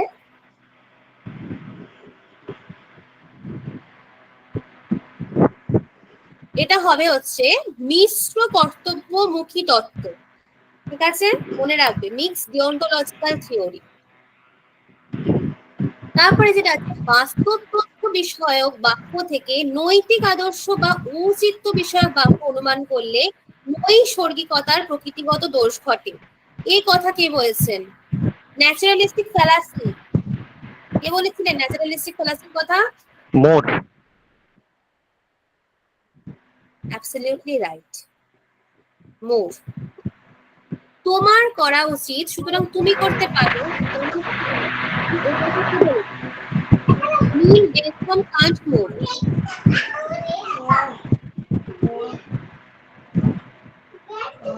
কান্ট।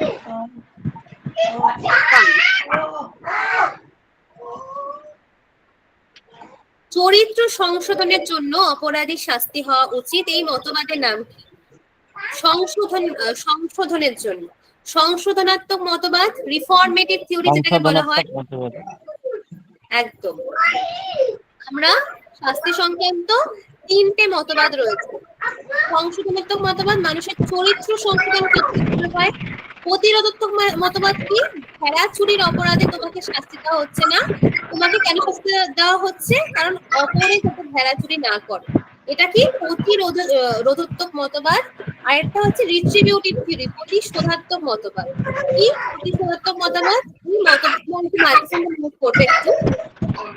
এই মতবাদ অনুযায়ী অপরাধের ফল ভোগ, মানে অপরাধীকে দুষ্কর্মের বোঝা তার মাথায় চাপিয়ে নিতে হবে, মানে দাঁতের বদলে দাঁত, ঠিক আছে? এরকম করতে হবে, যে যেমন করবে সে সেরকম রিটার্ন। এটা হচ্ছে প্রতিরোধাত্মক মতবাদ। মানে এটার অ্যান্সার কি হলো? সংশোধনাত্মক মতবাদ। তোমার মাইক্রোফোনটা একটু মিউট করবে, হ্যাঁ? আর মাইক্রোফোন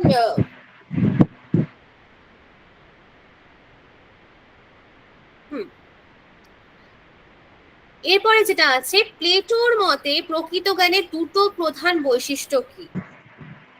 প্লেটোর মতে বলতে পারবে কেউ? অভ্রান্ততা এবং তাই যা প্রকৃত সৎ, নিত্য, শাশ্বত। অভ্রান্ততা এবং তা যা প্রকৃত সৎ, নিত্য, শাশ্বত, একদম। সামান্য বা জাতিগুলোর ক্রমোচ্চ পর্যায়ে বিন্যাসের ক্ষেত্রে সর্বোচ্চ আকারটি প্লেটোর মতে কি? চরম কল্যাণ, ন্যায়। কোনটা বললে? চরম কল্যাণ। চরম কল্যাণ, বাহ, ভালো। অ্যারিস্টটল স্বীকৃত কয় প্রকার কারণ স্বীকার করেছিলেন অ্যারিস্টটল? 3 প্রকার। 4 প্রকার। 4 প্রকার কি কি বলতে পারবে? কি কারণ স্বীকার করেছিলেন? উপাদান কারণ, আকারগত কারণ, নিমিত্ত কারণ আর চূড়ান্ত কারণ বা চরম কারণ। Material cause, efficient cause, formal cause and final cause. 4 প্রকার কারণ। অ্যারিস্টটলের মতে জগৎ বিবর্তনের চরম কারণ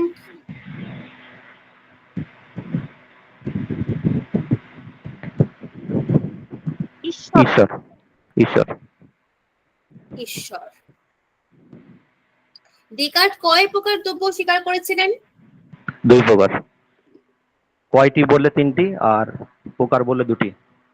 হ্যাঁ, 2 প্রকার দ্রব্য হচ্ছে একটা নিরপেক্ষ দ্রব্য ঈশ্বর, আর সাপেক্ষ দ্রব্য হচ্ছে জড় ও মন। মন। হুম। দেহ মনের সম্পর্ক ব্যাখ্যার ক্ষেত্রে ডেকার্ট স্বীকৃত মতবাদটার নাম কি? ক্রিয়া প্রতিক্রিয়াবাদ। আর সমান্তরালবাদ হচ্ছে স্পিনোজা। স্পিনোজা। স্পিনোজা। পুরুষবাদ কার? কোন দর্শনে বলা হয়েছিল পুরুষবাদের কথা? পুরুষ সাংখ্য। সাংখ্য, একদম। তারপরে জগতের স্বরূপ সম্পর্কে কার মতবাদ সর্বমানসবাদ নামে পরিচিত? সর্বমানসবাদ। স্পিনোজা কিংবা লাইবনিজ, দুটোর মধ্যে একটা হতে পারে। বার্কলে। না, বার্কলে। না, এটা হচ্ছে লাইবনিজ। মনে রাখলে লাইবনিজ, ঠিক আছে? পাশ্চাত্য দর্শনের সমরেন্দ্র ভট্টাচার্যের বইটা কার কাছে আছে? পাশ্চাত্য দর্শনের সমরেন্দ্র ভট্টাচার্যের বই কার কাছে আছে? এখানে আছে কার কাছে? এখানে কার কাছেই নেই, তাই তো? সমরেন্দ্র ভট্টাচার্যের বই পাশ্চাত্য দর্শনের, ওখানে কিন্তু আমার কাছে এটা আছে। আছে। হ্যাঁ, ওখানে দেখবে এইটা কিন্তু আছে, লাইবনিজের এই সর্বমানসবাদ লাইবনিজকে বলা হয়। ঠিক আছে, পড়ে আচ্ছা, বলছি দেখবে, ওখানে আছে ওই বইটা। প্যানথিজম আর প্যানথাইসিজম দুটো কি এক? না না, প্যানথিইজম না, দুটো এক না। আচ্ছা। প্যানথিইজম তো ঈশ্বর, হ্যাঁ, গড নেচারকে একই বলা হয়েছে। গড নেচারকে একই বলা হয়েছে, এটা প্যানথিইজমের মতো না, এই দুটো এক না। ঠিক আছে। আধুনিক পাশ্চাত্য দর্শনের ইতিহাসে ঈশ্বর প্রেমে মত্ত মানুষটি কোন দার্শনিক? বলো, ঈশ্বর প্রেমে পাশ্চাত্য দর্শনে কে বলেছিল? স্পিনোজা। স্পিনোজা। যে সর্বেশ্বরবাদী, সবকিছুকে ঈশ্বরের মধ্যে আছে, তা তিনি স্বীকার করেছিলেন। ঠিক আছে, Spinoza. Nature equal to god equal to, মানে বলেছিল equal to god. Spinoza. In the history of modern Western philosophy, which philosopher is known as the, এটা তো পড়ালাম, বুদ্ধিতে কিছুই নেই যা পূর্বে ইন্দ্রিয় ছিল না, কার উক্তি? লক। বুদ্ধিতে কিছুই নেই যা পূর্বে ইন্দ্রিয় ছিল না, লক। বার্কলের মতে আত্মার প্রধান বৈশিষ্ট্য কি? আত্মা কি করে? এটা কিন্তু অনেকে ভুল করে। আত্মার প্রধান বৈশিষ্ট্য কি? কোশ্চেনটা একটু ভুলই আছে। প্রত্যক্ষ করা। এটা কিন্তু প্রত্যক্ষ করা, চিন্তা করা, দুটোই অ্যান্সার হবে। তোমাদের এই কোশ্চেনটা এসএলএসটি তে মানে একটু ভুল দিয়েছিল, দুটোই অ্যান্সার হবে, ক খ। ঠিক আছে, প্রত্যক্ষ করা এবং চিন্তা করা আত্মার দুটোই বৈশিষ্ট্য। সমরেন্দ্র ভট্টাচার্যের বইটা ভালোভাবে পড়বে। অ্যাকর্ডিং টু, তারপরে এটা হয়ে গেল, কে বলেন যে অভিজ্ঞতা থেকে কোনো ধারণা লাভের পূর্বে আমাদের Hello? মন থেকে তাবুলা রাখা? হ্যাঁ, বলো বলো। ম্যাডাম, তাহলে এই ক্ষেত্রে আমরা কি দিব? চিন্তা করা দিব না প্রত্যক্ষ করা দিব বার্কলের? এইটা তোমাদের মানে এটা নিয়ে চ্যালেঞ্জ করা হয়েছিল সেই বছর, এই কোশ্চেনটাকে নিয়ে। এখানে যারা প্রত্যক্ষ করা দিয়েছিল তারাও নাম্বার পেয়েছিল, যারা চিন্তা করা দিয়েছিল তারাও নাম্বার পেয়েছিল সেই সময় এসএলএসটি। ঠিক আছে, দুটোই মানে ঠিক। এখানে এরকম দেওয়া উচিত ছিল যে প্রত্যক্ষ করা এবং চিন্তা করা দুটোকে একসাথে দেওয়া উচিত ছিল, কিন্তু এখানে কোশ্চেনটা এরকম ভাবে করেছে, তাই এটা নিয়ে চ্যালেঞ্জ করেছিল সেই সময়। ঠিক আছে, দুটোই কিন্তু ঠিক অ্যান্সারে, চিন্তা করা, প্রত্যক্ষ করা। এরপরে কে বলেন যে অভিজ্ঞতা থেকে কোনো ধারণা লাভের পূর্বে আমাদের মন থাকে তাবুলা রাসা? খুব সোজা কোশ্চেন। লক। লক। বেশ সময় আমাদের মন থাকে সাদা অলিখিত কাগজের মতো, লক বলেছিল। কোন দার্শনিক মুখ্য ও গৌণ গুণের পার্থক্য অস্বীকার করে সকল বার্কলে। আর স্বীকার কে করেছিলেন এটাও বলে দাও। লক। স্বীকার কে করেছিল? লক করেছিল। লক স্বীকার করেছিল, এখানে লিখেই দিই সবার সুবিধার্থে। স্বীকার করেছিল।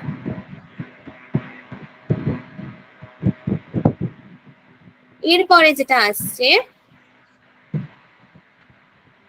কোন দার্শনিক বলেন যে কারণ ও কার্যের মধ্যে কেবল সংযোগ আছে কিন্তু আবশ্যিক সম্পর্ক নেই? সোজা কোশ্চেন এটা। হিউম। হিউম। এরকমই কিন্তু আজকে বলেছিলাম, চার্বাকরাও তো কিন্তু এরকমই বলেছিল। হিউমের সাথে তাদের এইখানে একটা মিল রয়েছে চার্বাকদের, তাই হিউম হবে। সাপেক্ষ প্রতিবর্ত মতবাদের প্রবর্তন কে করেছিলেন?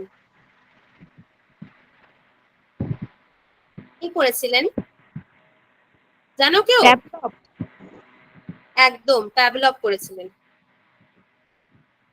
অনুষঙ্গের নিয়ম অনুসংঘ নিয়ম 3টি। কি কি কেউ জানো? 3টে অনুষঙ্গ নিয়ম। সাদৃশ্য, আরেকটা হ্যাঁ আমি বলে দিচ্ছি। একটা হচ্ছে সান্নিধ্য, সান্নিধ্য অনুষঙ্গ নিয়ম, একটা সান্নিধ্য অনুষঙ্গ নিয়ম লিখে নেবে। আরেকটা হচ্ছে সাদৃশ্য অনুষঙ্গ নিয়ম, সাদৃশ্য অনুষঙ্গ নিয়ম। আরেকটা হচ্ছে বৈপরীত্য, ঠিক আছে, বৈপরীত্য অনুষঙ্গ নিয়ম। এই 3টে, ঠিক আছে। ইংলিশটা বলে দিচ্ছি। সান্নিধ্য অনুষঙ্গ নিয়ম হচ্ছে ল অফ কন্টিনিউটি, সাদৃশ্য অনুষঙ্গ নিয়ম হচ্ছে ল অফ সিমিলারিটি, আর বৈপরীত্য অনুষঙ্গ নিয়ম হচ্ছে ল অফ কন্ট্রাস্ট। এই 3টে নিয়ম। এরপরে আছে শিক্ষণ সংক্রান্ত প্রচেষ্টা ও ভ্রম সংশোধন মতবাদের প্রবক্তাকে। খুব সোজা এই কোশ্চেনটা। Pavlov, Thorndike. তারপরে আছে অন্তর্দৃষ্টি বা পরিজ্ঞানমূলক মতবাদের প্রবর্তককে। গেস্টাল। গেস্টাল। দাঁড়াও, কোহলার, একটা কথা বলে লিখে দিচ্ছি এখানে, কোহলার, কফকা, কাফকা, ওয়ার্দারমার। আর হচ্ছে ওয়ার, আর যাদের গেস্টালবাদী বলা হয়। এই 3জনের নামটাও পড়ে যাবে, গেস্টালবাদী। এইভাবে অ্যানালাইসিস করে পড়তে হবে পুরোটাই। তারপরে হচ্ছে সম্প্রদায়ের ভিত্তি কোনগুলো? কোনটা হবে সম্প্রদায়ের ভিত্তি? অঞ্চল ও সাজাত্যবোধ। অঞ্চল ও সাজাত্যবোধ। মাধ্যমিক গোষ্ঠীর একটি উদাহরণ বলো। মাধ্যমিক গোষ্ঠী সেকেন্ডারি গ্রুপের একটা এক্সাম্পল।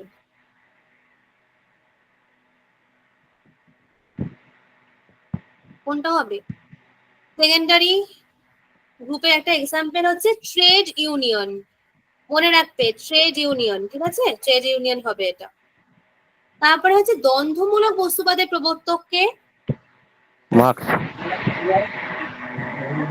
আরেকজন আছে, হ্যাঁ, কার্ল মার্কস। Karl Marx. আরেকজন হচ্ছে ফ্রেডরিক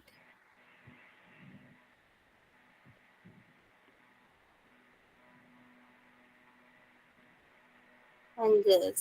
এটা দুজনই, ঠিক আছে, Karl Marx, Friedrich Engels. Who is the, এটা হয়ে গেল। মাধ্যমিক দর্শনের প্রতিষ্ঠাতাকে কি হবে? মাধ্যমিক দর্শন নাগার্জুন। নাগার্জুন। ভারতীয় দর্শন অনুযায়ী পুরুষার্থ কয় প্রকার? পুরুষার্থ কয় প্রকার? 4 প্রকার। কি কি সেগুলো? ধর্ম, অর্থ, কাম, মোক্ষ। জৈন মতে দ্রব্য কয় প্রকার? 2 প্রকার। কি কি? 2 প্রকার, অস্তিকায়, অনস্তিকায়। অস্তিকায় দ্রব্য নাম বলতে পারবে? অস্তিকায় দ্রব্য বলো, অস্তিকায় দ্রব্য নাম বলো। ধর্ম, অধর্ম, আকাশ, উদ্গল, জীব। ধর্ম, অধর্ম, অধর্ম, আকাশ, উদ্গল, আকাশ, ফুটবল, ফুটবল এবং জীব। জীব, আর অনস্তিকারী দ্রব্য কিন্তু কাল। একটাই, সেটা হচ্ছে কাল। হ্যাঁ,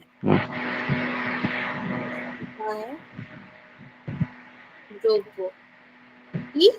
কাল। কাল। হ্যাঁ, তোমাদের এরকম এবার কোশ্চেন দিতে পারে অনস্তিকারী দ্রব্যটা কোনটা, কাল বলতে হবে। নৈতিক ক্রিয়ার কটা স্তর? নৈতিক ক্রিয়ার কটা স্তর?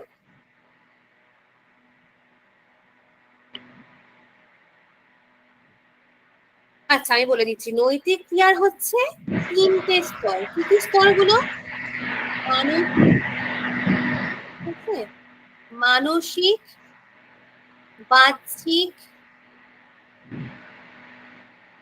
মানসিক, বাহ্যিক, আর একটা হচ্ছে দৈহিক।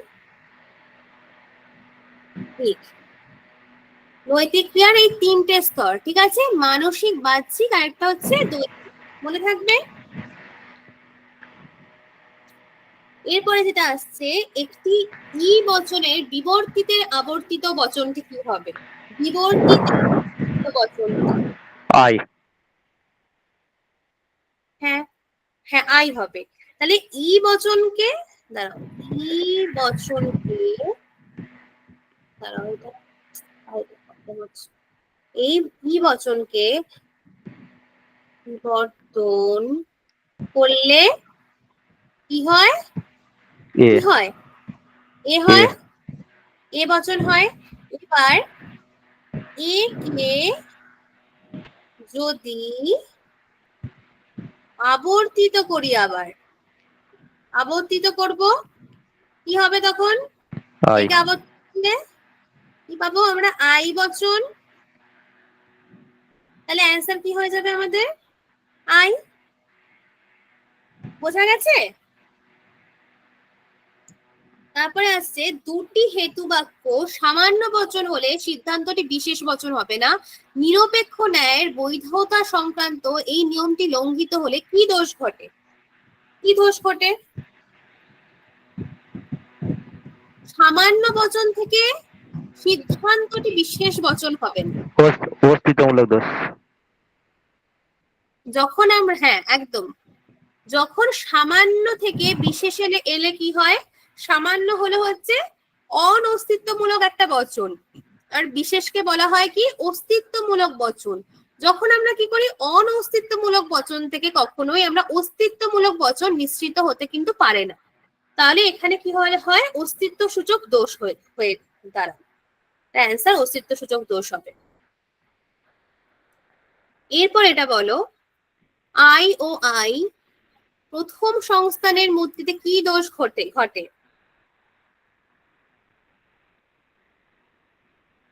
বলতে পারবে কেউ?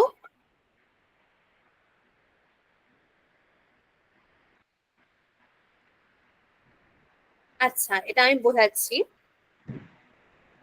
বৈধ সাধ্য দোষ। নগরতক না, হেতু বাক্য থেকে সদর্থক সিদ্ধান্ত। একদম এটা হবে। কেন হচ্ছে? ও, নগরতক তাহলে একটা হেতু যুক্তি বাক্য, বাক্য নগরতক। হ্যাঁ। তোমরা কি এই মূর্তিগুলো তো তোমরা জানো? আমার লাইনটা বেঁকে যাচ্ছে একটু। এই যে, একটু দাঁড়াও, একটু আঁকতে হবে।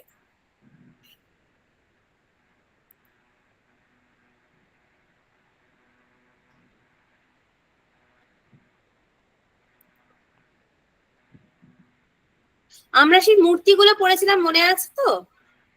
তোমাদের মনে আছে মূর্তি? 4টে হ্যাঁ। মূর্তি। হুম।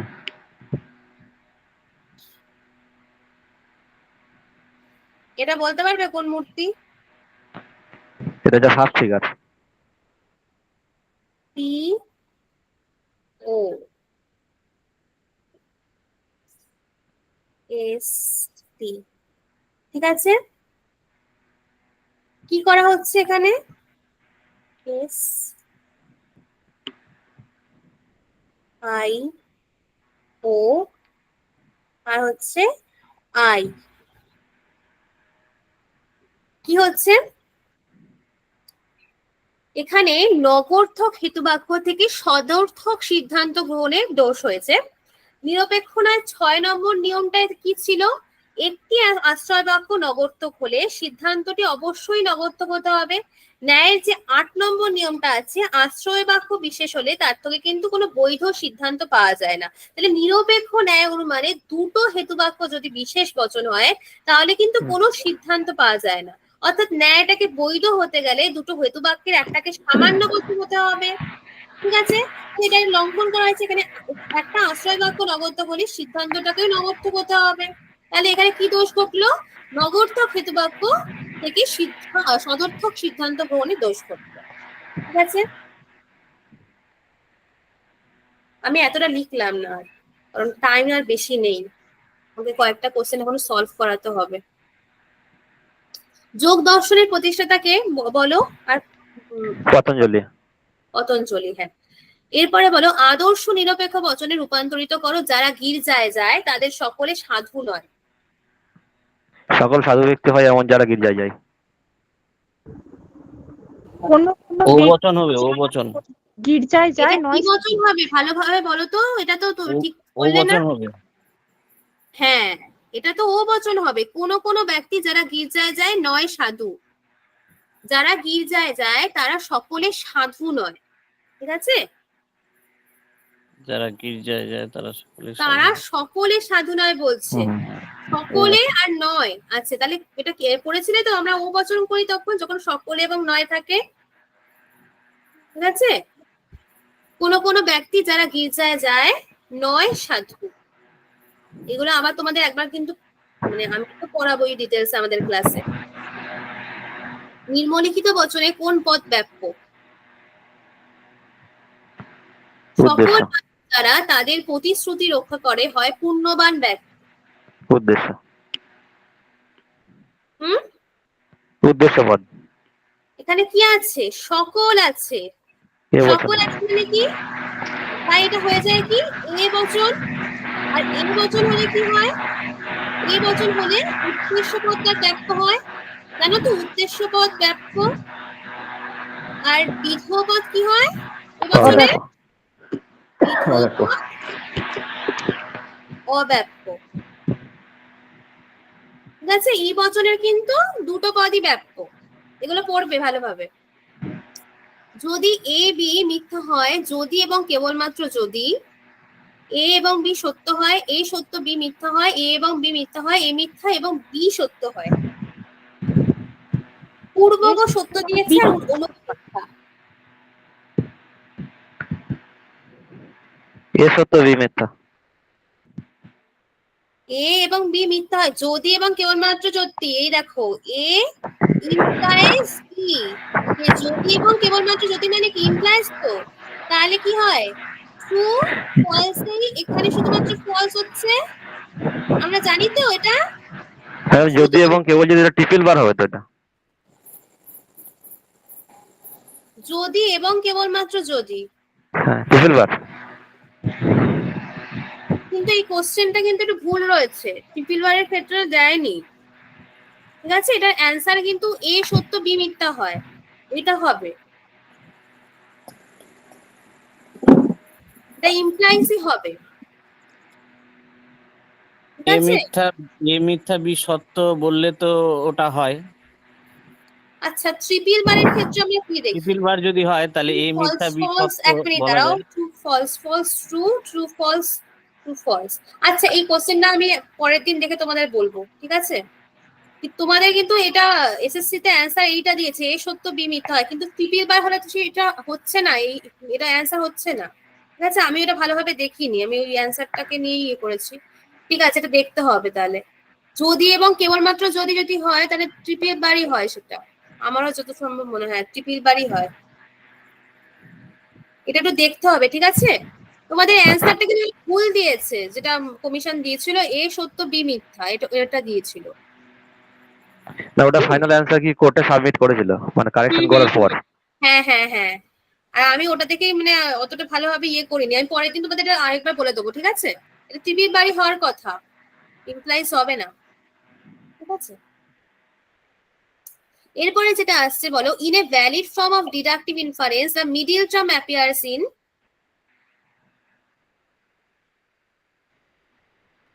কি হবে? আদর্শ আকারের ন্যায় অনুমানে হেতুপদ থাকে। কোথায় থাকে হেতুপদ? যুক্তি হেতুপদ বাক্যে, কোথায় থাকে? ওই যুক্তি বাক্যে। সাধ্য এবং পক্ষ উভয় বাক্যে।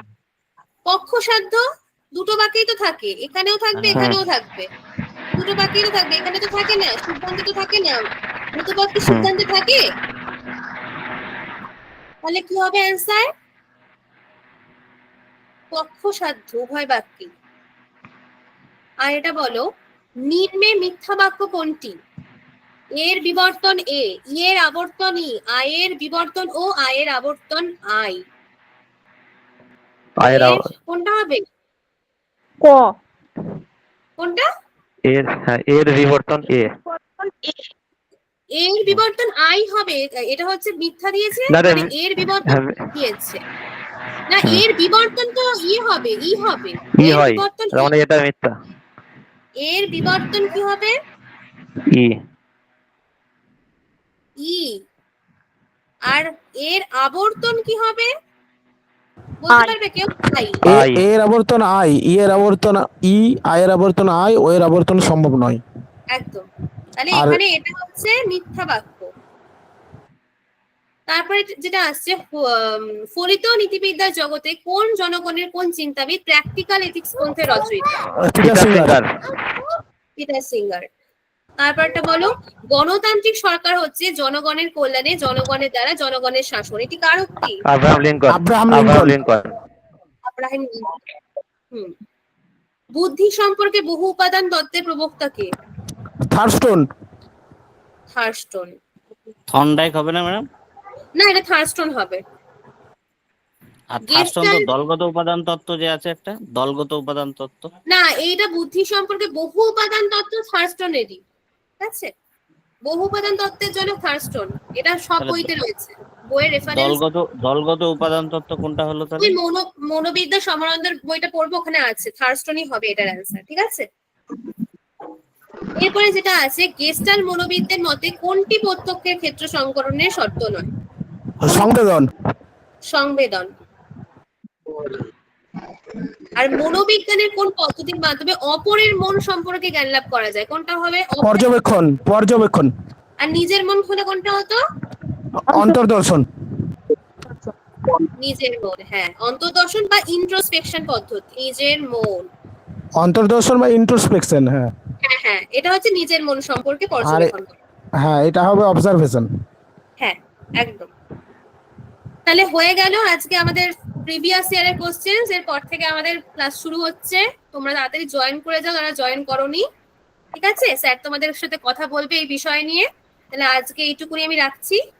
এরপর থেকে আমাদের সব এমসিকিউ সলভ করা হবে, সাথে এফেক্টিভ স্টাডি মেটেরিয়াল, দুটো ল্যাঙ্গুয়েজেই থাকবে, লজিক করানো হবে, খুব ইন্টারেস্টিং যেগুলো আছে তোমাদের 19 রুলস, ওগুলো সব করানো হবে, ঠিক আছে? বলছি ম্যাডাম, হ্যাঁ হ্যাঁ, বলছি বলো। ওই সিম্বলিক লজিকটা আগে করালে হতো না? হ্যাঁ, আমরা আগে ক্লাসে জয়েন করি, মানে তারপরে করানো হবে। হ্যাঁ, সবটাই কেননা ওই প্রথম দিকের গুলো তো জানা আছে, এই সিম্বলিক হ্যাঁ, হ্যাঁ। লজিকটা একটু ভুলে গেছি, ওটা অনেকদিন করা হয়নি, তো ওইটার থেকে শুরু করলে ভালো হয় আর কি। হ্যাঁ, আচ্ছা, ঠিক আছে। তোমাদের স্যার একটু কথা বলে নি, স্যার তোমাদের সাথে কথা বলবে, ঠিক আছে? ওকে। আজকে আমার ক্লাসটা এখানেই থাকবো। Okay, thank you. হ্যাঁ হ্যাঁ।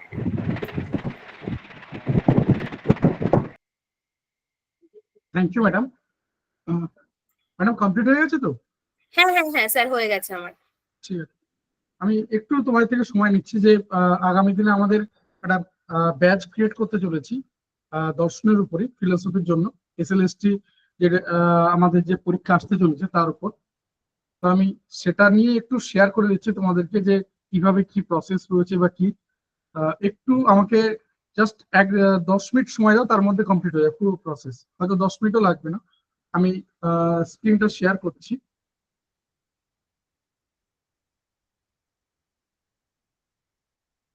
স্ক্রিনটা জাস্ট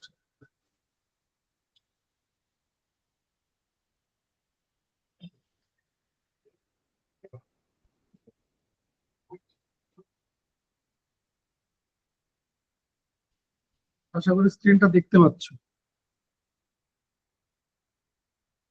আমি আবারও মাইকটা খুলে দিচ্ছি, তোমাদের মাইক্রোফোনটা আপাতত বন্ধ আছে, আবার খুলে দিচ্ছি। তো জাস্ট আমি বলে দিই এই জায়গাটা যে আমরা এসএলএসটি যেহেতু আমাদের একাদশ দ্বাদশের ব্যাপার, তো ফিলোসফি বা দর্শনের উপর একটা ব্যাচ ক্রিয়েট করতে চলেছি। আমাদের যে ক্লাসগুলো থাকবে সন্ধ্যে 7টা অথবা রাত 9টা, মানে আমি আমাদের যে ক্লাসের শিডিউল থেকে আমি সেটা বলে দিই যে আমাদের একটা শিডিউল থেকে সন্ধ্যে 7টা থেকে 8:30 এইটা, আর আরেকটা থাকে রাত 9টা থেকে 10:30, রাত 9টা থেকে 10:30। এই দুটো আমাদের শিডিউলে ক্লাস হয়, এছাড়া কিন্তু আর অন্য কোনো টাইমে আমাদের ক্লাস হবে না। এই দুটো শিডিউলে আমাদের ক্লাস হবে। তো সান্ধ্যকালীন মানে ইভিনিং টাইমে পুরোপুরি ক্লাস হবে, আর ক্লাসগুলো গুগল মিটে হবে। যেমনটা তোমরা ক্লাস করছো ঠিক এইরকম, এই ম্যাডাম ক্লাস নেবেন, এইরকম অ্যাটমসফিয়ার, এরকম সবকিছু। কিন্তু গতকাল আমাদের দিক থেকে মাইক্রোফোন বন্ধ ছিল, আজও বেশ কিছুটা সময় বন্ধ ছিল বা এখনো বন্ধ রয়েছে। এর পরবর্তীতে মাইক্রোফোন বন্ধ থাকবে না, কন্টিনিউ খোলা থাকবে মাইক্রোফোন, সব সময় জন্য মাইক্রোফোন খোলা থাকবে। নেক্সট যেটা বলার যে সপ্তাহে 2টো করে ক্লাস থাকবে, আর 14 জুন থেকে ক্লাস শুরু হচ্ছে। 14 জুন বলতে আমাদের শুক্রবার, ভুল বললাম শনিবার।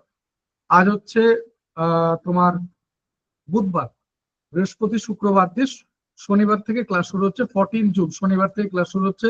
কোর্সের ডিউরেশন থাকছে 4 মাস। ডাউট ক্লিয়ারিং ক্লাস থাকছে, 1-to-1 live interaction. 1-to-1 live interaction মূলত তাদের জন্য যে যারা অ্যাডমিশন নেওয়ার পরে কোনো প্রোগ্রেস দেখতে পাচ্ছি না, বা মক টেস্টে সেভাবে কোনো পারফর্ম করতে পারছে না, প্র্যাকটিস ক্লাসগুলো রেগুলার করছে না, এইরকম টাইপের। ডাউট ক্লিয়ারিং ক্লাস আমাদের মোটামুটি প্রত্যেক 2, 3, 4, 5টা ডিপেন্ড করছে কেমন কি চ্যাপ্টার বা কতটা কি দরকার রয়েছে তার উপর। ঠিক আছে, এটা কিন্তু ইরেগুলার। আমাদের রেগুলার ক্লাস সপ্তাহে 2টো করে থাকবে, এর বাইরে গিয়ে ডাউট ক্লিয়ারিং ক্লাস বা প্র্যাকটিস ক্লাস এগুলো আলাদা থাকবে। নেক্সট যেটা বলার, প্রত্যেকটা লাইভ ক্লাসের রেকর্ড ভিডিও থাকবে, সাথে এফেক্টিভ পিডিএফ স্টাডি মেটেরিয়াল। এই স্টাডি মেটেরিয়াল বাংলা ইংলিশ দুটো ভাষাতেই থাকবে, যেটা আগেও বললাম যে বাংলা ইংলিশ, বা ম্যাডামও বলে দিয়েছেন বারবার যে দুটো ভাষাতে স্টাডি মেটেরিয়াল শেয়ার করা হবে। রেকর্ডিং ক্লাস পিডিএফ নোটস এর ক্ষেত্রে কোনো শর্ত থাকবে না, তুমি যখন খুশি যতবার খুশি যেভাবে খুশি এগুলোকে ইউজ করতে পারবে। নেক্সট যেটা বলার, প্রত্যেকটা ইউনিট বা সাব ইউনিট বা চ্যাপ্টার ডিটেলস অতি ধৈর্যের সাথে ধীরে ধীরে ধরে ধরে একদম বেসিক থেকে 0 থেকে ক্লাস করাবে। একদম ম্যাডাম যে ধরে নেবেন যে তোমরা কোনো কিছু জানো না, একদম 0তে দাঁড়িয়ে রয়েছো, সেখান থেকে ক্লাস শুরু হবে, সেইভাবে কিন্তু ক্লাসগুলো চলবে। নেক্সট যেটা এটা বলার অপেক্ষা রাখে না, ম্যাডাম ক্লাস করাবেন যে বাঙালি এক্সপার্ট ফ্যাকাল্টি দিয়ে ক্লাস করানো হবে, এবং সম্পূর্ণ সিলেবাস দায়িত্ব সহকারে শেষ করা হবে। নেক্সট যেটা বলার, যে আনলিমিটেড মক টেস্টের সুবিধা থাকবে। আনলিমিটেড মানে uncountable number of mock test, এই জায়গাটা মাথায় রাখবে। ইনিশিয়ালি আমরা অনলাইনে মক টেস্ট গুলো হবে ইনিশিয়ালি, ঠিক আছে। এর সাথে সাথে monthly mock test, surprise mock test থাকবে। অফলাইন মক টেস্ট জাস্ট কিছুদিন পর শুরু হবে। অফলাইন মক টেস্ট গুলো মূলত ফুল লেন্থ মক টেস্ট হবে। আমরা যেটা আনলিমিটেড মক টেস্ট বলছি অনলাইনে, সেটা কিন্তু শর্ট লেন্থ মক টেস্ট হবে, মানে বিভিন্ন ইউনিট বা চ্যাপ্টার বা তোমার টপিকের রেসপেক্টে কিন্তু এগুলো থাকবে, ঠিক আছে। অফলাইন মক টেস্ট যেটা মূলত হয়তো ধরে নিচ্ছে আমরা সেপ্টেম্বরের ফার্স্ট উইকে ক্লাস শুরু হচ্ছে, তাহলে আমরা জুলাই ধরো লাস্টের থেকে আমরা অফলাইন মক টেস্ট শুরু করলাম। এইগুলো সব ফুল লেন্থ মক টেস্ট থাকবে। যেমনটা আমাদের কোশ্চেন হবে যে 60 কোশ্চেন থাকবে, যেরকমটা বলেছে সেই রকম, বা যেরকম আমাদের নোটিফিকেশন আসবে সেই রকম। কোর্সের ডিউরেশন 4 মাসের হলেও রেকর্ডিং ক্লাস পিডিএফ নোটস এর ক্ষেত্রে লাইফ টাইম অ্যাক্সেস থাকবে। রেকর্ডিং ক্লাস পিডিএফ নোটস এর ক্ষেত্রে লাইফ টাইম অ্যাক্সেস থাকবে। এই কোর্সের মাধ্যমে আমাদের এসএলএসটি তো বটেই, ডব্লিউবিপিএসসি তোমরা জানো যে অলরেডি একটা ঘন্টা বাজিয়ে রেখেছে। এছাড়া ইএমআরএস বা বিভিন্ন যে সেন্ট্রালের যে পরীক্ষাগুলো সেগুলো কিন্তু কভার হচ্ছে। এই পয়েন্টটা খুব গুরুত্বপূর্ণ যে আমাদের প্রতিষ্ঠান কোন রকম চাকরি পাওয়ার গ্যারান্টি দেয় না বা পাস করানোর গ্যারান্টি দেয় না। যে জায়গাটা মাথায় রাখবে বা মাথায় রেখে তুমি আসবে, চাকরি পাওয়ার গ্যারান্টি 0%, কিন্তু আমরা যেভাবে পড়াবো, যা পড়াবো, যেভাবে প্রস্তুত করাবো তার বাইরে কোনো কোশ্চেন আসবে না। আবারও বলছি, এখনকার দিনে ব্যাপারটা এরকম ভেবে নিও না যে একদম ডিরেক্ট সবকিছু কোশ্চেন করে। তোমরা নিশ্চয়ই জানো, ম্যাডামও সেই ব্যাপারগুলো তোমাদেরকে আরো ভালো করে গাইড করবেন এই জায়গাগুলোকে। তো যেগুলো বলার সেগুলোকে আমি জাস্ট একটু মেনশন করে দিচ্ছি, শর্ত একটাই, বা আমি গতকাল যারা ক্লাস করেছিল তারা এই পয়েন্টটা খুব ভালো বুঝতে পারবে যে তোমার মন মানসিকতার পরিবর্তন করতে হবে। ইয়েস নো এর ডেফিনেশনটা পাল্টাতে হবে, আমাদের কথা মতো চলতে হবে। সর্বোপরি তোমার প্রস্তুতির জন্য যা যা দরকার তুমি তাই তাই করবে, যা যা দরকার তুমি তাই তাই করবে। যেখানে যেখানে তোমাকে ইয়েস বলা দরকার সেখানে ইয়েস বলবে, যেখানে নো বলা দরকার সেখানে নো বলবে। গতকাল যারা ক্লাস করেছিলে এই ব্যাপারটাতে কিছুটা হলেও বোধহয় অবগত আছো। আগেই বললাম 14 জুন থেকে ক্লাস শুরু হবে। যদি তুমি কথা দাও তোমার সবটুকু উজাড় করে দেবে, আমি তোমাকে কথা দিচ্ছি সাফল্যের সাথে পাইয়ে ছাড়বো যে ডিসেম্বর 31-এর মধ্যে প্রসেস কমপ্লিট হবে, এই কথা রয়েছে। জানুয়ারি থেকে নিজেকে তুমি একজন সরকারি চাকুরি বলতে পারবে। জানুয়ারি থেকে শুধু একটাই যে তোমার কাছে কোনো কিছু কিপটিমি করে রাখা যাবে না। এটা যদি সফলতার দরজা হয়, আমরা তোমাকে এই পর্যন্ত পৌঁছে দেবো। দরজা খুলে ভেতরে ঢোকার দায়িত্ব তোমার। টোটাল 10 জনকে চাই, বা ব্যাচে 10 জন থাকবে, তার বেশি না, যারা কোয়ালিফাই করার জন্য এই এক্সাম বা এসএলএসটি এক্সাম কোয়ালিফাই করার জন্য দৃঢ় প্রতিজ্ঞ। কলিং, হোয়াটসঅ্যাপ, পেমেন্ট সবকিছু এই নাম্বারে। এই নাম্বারটা গ্রুপে নেই, অর্থাৎ যারা পেমেন্ট করবে বা যারা অ্যাডমিশন নেবে, যারা আমাদের সাথে আসবে জুড়বে, তাদেরকে বলবো এই নাম্বারটাকে অবশ্যই সেভ করে রাখবে। ঠিক আছে, 9330372977 এই নাম্বারটাকে সেভ করে রাখবে। এই নাম্বার থ্রু দিয়ে তোমার সাথে আগামী দিনের সমস্ত রকম কমিউনিকেশন হবে। যারা লক্ষ্য অবিচল, নিরলস, কঠোর পরিশ্রমে বিশ্বাস করো, স্মার্ট হার্ডওয়ার্কে যারা বিশ্বাস করো, যেটা আমি গতকাল বারবার এই ওয়ার্ডটা বলেছিলাম, তারা এসো। টোটাল 3টে ইনস্টলমেন্টের সুবিধা থাকছে। আমি আবারও বলছি, 10 জনের বেশি 11 জন হবে না। 10 জনের বেশি 11 জন হবে না। টোটাল ব্যাচে 10 জন থাকবে। টোটাল ব্যাচে 10 জন থাকবে। আমি সোজাসুজি কোর্স ফিতে চলে এসেছি। আমরা কোন রকম কোনো ওই টাইপের বলি না যে 10,000 টাকা কোর্স ফি, 5,000 টাকা এই 50% ডিসকাউন্ট, আজ আবার বুধবার তার জন্য ডিসকাউন্ট, এরকম কোনো ব্যাপার না। একদম স্ট্রেট ফরওয়ার্ড কথা বলি। যারা এর আগে আমাদেরকে দেখেছো বা কিছু, আমি একবার পুরোটা দেখিয়ে দিই, তারপরে তোমাদের কোনো কোশ্চেন থাকলে আমি নিচ্ছি। যে আগেই বললাম 4 মাসের কোর্স, 14 জুন থেকে ক্লাস শুরু হচ্ছে। এসএলএসটি দর্শনের ব্যাচ, এককালীন কোর্স ফি রয়েছে 2799 টাকা। এটা টোটাল কোর্স ফি, কোনো অ্যাডমিশন ফিস, মান্থলি ফিস বা আদার্স কোনো চার্জেস নেই। এটাই টোটাল কোর্স ফি। অথবা যারা অন টাইমে যাবে না তাদের জন্য বলছি, অর্থাৎ যারা অন টাইমে যাচ্ছ তাদের জন্য ইনস্টলমেন্ট নয়। আর যদি তুমি ইনস্টলমেন্টে যাও সেক্ষেত্রে টোটাল কোর্স ফি পড়বে 3999 টাকা। এটা যে ক্ষেত্রে তুমি 3টে ইনস্টলমেন্টের সুবিধা পাবে। এখানে Google pay, phone pay QR code দেওয়া আছে। এই যে নাম্বারগুলো দেওয়া আছে বা এই নাম্বারের সমস্ত ইউপিআই, ওই একটাই নাম্বার 9330372977, এই নাম্বারের সমস্ত ইউপিআই আছে। Google pay, phone pay, Amazon pay, Paytm, যা কিছু আছে সবকিছু। পেমেন্টের ক্ষেত্রে সবসময় যেন ব্যাংকিং নেম দেখাবে জুনিয়র মাস্টার। নেক্সট যেটা বললাম অন টাইম পেমেন্টের কথা বলছি, সেটাও চাইলে তুমি দুবারে পেমেন্ট করতে পারো। যেটা অন টাইম বলছি সেটাও চাইলে তুমি দুবারে পেমেন্ট করতে পারো। যেটা এখানে প্রথম ইনস্টলমেন্ট বলা আছে 600 টাকা। এই 600 টাকাটা তুমি আজকে রাত্রের মধ্যে অবশ্যই পেমেন্ট করে রাখো। বাকি থাকছে কত, মানে আমরা এই এককালীনের কথা বলছি, যে এর মধ্যে থেকে তুমি 600 টাকা পেমেন্ট করে রাখছো, বাকি থাকছে 2199 টাকা। 2199 টাকা। এই 2199 টাকা 14 জুন রাত 9টায় প্রথম ক্লাস। 14 জুন শনিবার রাত 9টায় প্রথম ক্লাস। তার আগে পেমেন্ট করে দিলেই হবে। মনে রাখবে 14 জুন রাত 9টা থেকে ক্লাস শুরু হচ্ছে শনিবার। এই 14 জুন রাত 9টায় ক্লাস, তার আগে বাকি 2199 টাকা পেমেন্ট করে দিলেই হবে।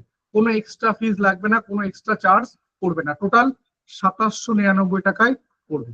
অর্থাৎ তুমি প্রথম ইনস্টলমেন্ট পেমেন্ট করার পর তুমি ডিসিশন নিতে পারো যে আমি ইনস্টলমেন্টে যাব না আমি এককালীনে যাব। এককালীনের ক্ষেত্রে বললাম যে 600 টাকা পেমেন্ট করে রাখো, বাকি থাকছে 2199, মানে 2799 থেকে 600 বাদ দিলে 2199। এই 2199 টাকা 14 জুন যেদিন ক্লাস শুরু হচ্ছে রাত 9টায়, তার আগে পেমেন্ট করে দিলেই হবে।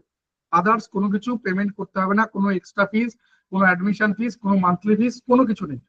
নেক্সট যেটা বলা, পেমেন্ট যে কোনো কারোর থেকে করতে পারো। পেমেন্ট যে কোনো কারোর থেকে করতে পারো।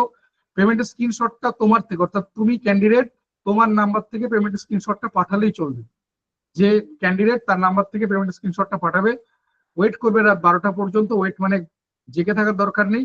আমি রাত 12টার পর পেমেন্ট কনফার্ম করতে বসবো, যেহেতু এটা আজ পর্যন্ত এই রয়েছে 2799। তো আমি রাত 12টার পর পেমেন্ট গুলো কনফার্ম করতে বসবো। পেমেন্ট কনফার্ম করার পর তোমার সাথে একটা গুগল ফর্ম শেয়ার করা হবে, যে গুগল ফর্মের মধ্যে বেসিক ইনফরমেশন থাকবে, অর্থাৎ নাম, phone number, WhatsApp number, address, qualification, এইরকম টাইপের বেসিক কিছু ইনফরমেশন থাকবে, যেগুলো ফিল আপ করতে 1 মিনিটেরও কম সময় লাগবে। এই গুগল ফর্মটা ফিল আপ করতে 1 মিনিটেরও কম সময় লাগবে। এটা ফিল আপ করা হয়ে গেলে তোমার দায়িত্ব শেষ, বাকি দায়িত্ব আমার। আমি তোমাকে গ্রুপে জয়েন করে আমি তোমাকে ইনফর্ম করে দেবো। আমার এই পর্যন্ত মোটামুটি বলা বক্তব্য। যদি কারো কোনো কোশ্চেন থাকে করতে পারো। আবারও বলছি, পেমেন্ট যে কোনো কারোর থেকে করতে পারো।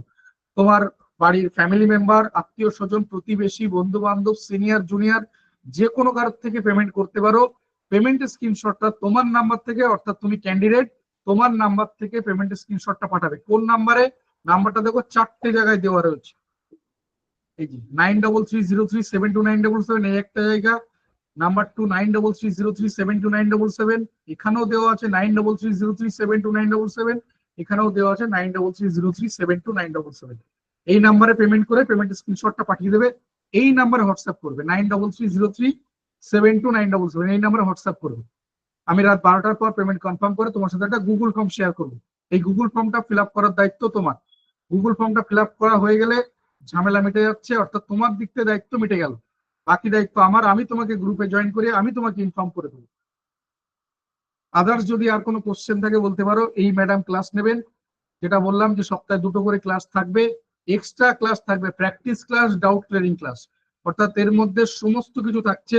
লাইভ ক্লাস, লাইভ ক্লাসে সরাসরি টিচারের সাথে কমিউনিকেট করতে পারবে, রেকর্ডিং ক্লাস, প্রত্যেকটা ক্লাস রেকর্ড থাকবে, পিডিএফ নোটস বাংলা ইংলিশ দুটো ভাষাতে শেয়ার করা হবে, এবং পিডিএফ নোটস ডাউনলোডেবল, প্রিন্টেবল, তুমি ডাউনলোড করতে পারবে, প্রিন্ট করতে পারবে, সাথে প্র্যাকটিস ক্লাস, মক টেস্ট, এই সমস্ত কিছু এই কোর্সের মধ্যে ইনক্লুড। আদার্স কোনো কিছু বা কোনো এক্সট্রা ফিস বা অন্য কোনো কিছু নেই, এইটাই হচ্ছে টোটাল কোর্স ফি। যদি কারো কোনো কোশ্চেন থাকে মাইক আনমিউট করে কথা বলতে পারো। আমার দিক থেকে বলা বক্তব্য মোটামুটি শেষ। যদি কারো কোনো কোশ্চেন থাকে আমাকে বলতে পারো, ভাই এই ক্লাসের পর আমাকে ফোন করে নিতে পারো। যদি কারো কোনো কোশ্চেন থাকে বলতে পারো। এসএলএসটি ফিলোসফিতে তোমরা জানো প্রায় 960টা ভ্যাকান্সি রয়েছে বাংলা মিডিয়ামে, 959 ভ্যাকান্সি রয়েছে বাংলা মিডিয়ামে, আর প্রায় 160টা রয়েছে শুধুমাত্র মেয়েদের জন্য। 959 শুধুমাত্র বাংলা মিডিয়ামে রয়েছে, ছেলে মেয়ে মিলিয়ে। আর শুধু মেয়েদের জন্য আরো প্লাস 160, মানে শুধু মেয়েদের জন্য রয়েছে 959, মানে 960 প্লাস 160 বললে প্রায় 1120 মতো আসে, 1120, যেটা নো ডাউট মানে খুব বেশি বললেও কম বলা হবে না, যথেষ্ট মানে চাকরি পাওয়ার জন্য। তো সেইভাবে যদি প্রিপারেশন নিতে পারো, এটা তোমার কাছে মনে হবে না যে কখনো যে হ্যাঁ বিরাট কিছু ইনভেস্ট করছি। আর তোমার পরিচিত যে কোনো ছোট বড় মেজর সেজর যে কোনো জায়গাতে কম্পেয়ার করে দেখো, আমি আবারও বলছি কোর্স ফি এর থেকে কয়েক গুণ বেশি, অন্তত 3-4 গুণ বেশি রয়েছে কোর্স ফি। আর যদি বলি তোমার কোয়ালিটি এডুকেশন, তারা ধারে কাছে এসে পৌঁছাতে পারবে না। আবারও বলছি মক টেস্ট থাকবে, আনলিমিটেড মক টেস্ট সুবিধা থাকবে, রেকর্ডিং ক্লাস, পিডিএফ নোটস এর ক্ষেত্রে লাইফ টাইম অ্যাক্সেস থাকবে, যেগুলো তুমি অন্য কোথাও পাবে না। Recording class, PDF notes life time access করতে পারবে, আমি কথা দিচ্ছি যে কোথাও পাবে না। নেক্সট যেটা বলার যে বাংলা ইংলিশ দুটো ভাষাতে পিডিএফ নোটস থাকবে, প্রত্যেক দিন ক্লাসের শেষে এমসিকিউ প্র্যাকটিস থাকবে, যেটা ম্যাডাম বলে দিলেন তোমাদেরকে, যে প্রত্যেকদিন ক্লাসের শেষে আলাদা আলাদা করে থাকবে, মানে তোমার কি বলে ইয়ে থাকবে, মানে কোশ্চেন থাকবে, যে টপিকটা পড়ানো হলো তাই সেই টপিকের রেসপেক্টিভ প্রত্যেক দিন। আমার বলার বক্তব্য মোটামুটি এই পর্যন্ত। যদি কারো কোনো কোশ্চেন থাকে বলতে পারো, আদারওয়াইজ ক্লাসটা আমি এই পর্যন্ত রাখবো। টোটাল কোর্স ফি আবারও বলছি আজ পর্যন্তই 2799 টাকা। টোটাল কোর্স ফি আজ পর্যন্তই 2799 টাকা, আদার্স কোনো কিছু নেই। আমি এই পিডিএফটা গ্রুপে শেয়ার করে দিচ্ছি, সাথে কিউআর কোড বা স্ক্যানার আমি গ্রুপে শেয়ার করে দিচ্ছি, সেখান থেকে পেমেন্ট করে নিতে পারো। আবারও বলছি টোটাল 10 জন থাকবে, 10 জনের বেশি গ্রুপে থাকবে না। 600 টাকা আজ রাত্রের মধ্যে পেমেন্ট করে রাখো। যারা একবারে 2799 টাকা পেমেন্ট করতে পারছো, ঝামেলা মিটে গেল। আর যদি 2799 টাকা একবারে পেমেন্ট না করতে পারো, সেক্ষেত্রে 600 টাকা পেমেন্ট করে রাখো, বাকি থাকছে 2199 টাকা। এই 2199 টাকা তুমি আগামী শনিবার 14 জুন রাত 9টায় ক্লাস, তার আগে পেমেন্ট কমপ্লিট করে দিলেই হবে। সেক্ষেত্রে কোনো এক্সট্রা ফিজ লাগবে না। আমি মূলত এই সাবজেক্ট এক্সপার্ট নই, কিন্তু আমি মূলত যেটা করব, গতকাল যে পার্টটা বলেছিলাম এই পার্টটা, সেটা তোমাকে ধাক্কা দেওয়া হোক, তোমার মধ্যে আগুন জ্বালিয়ে রাখা হোক, বা কোথায় কেন ক্লাস করছো না, মক টেস্টে কি অসুবিধা, 1-to-1 লাইভ ইন্টারাকশনে বসা, এই ব্যাপারগুলো আমার জন্য থাকবে। অবশ্যই ক্লাসের দায়িত্ব তো রয়েছে, তার সাথে সাথে মক টেস্টের পারফরমেন্স বা তার জাজমেন্ট বা যা কিছু, এগুলো ম্যাডাম করবেন অবশ্যই। যদি আর কারো কোনো কোশ্চেন থাকে বলতে পারো, আদারওয়াইজ আমি ক্লাসটা এই পর্যন্ত রাখছি। আগামী শনিবার 14 জুন থেকে ক্লাস শুরু হচ্ছে। যদি আর কারো কোনো কোশ্চেন থাকে বলতে পারো। থ্যাংক ইউ সবাইকে, গুড নাইট।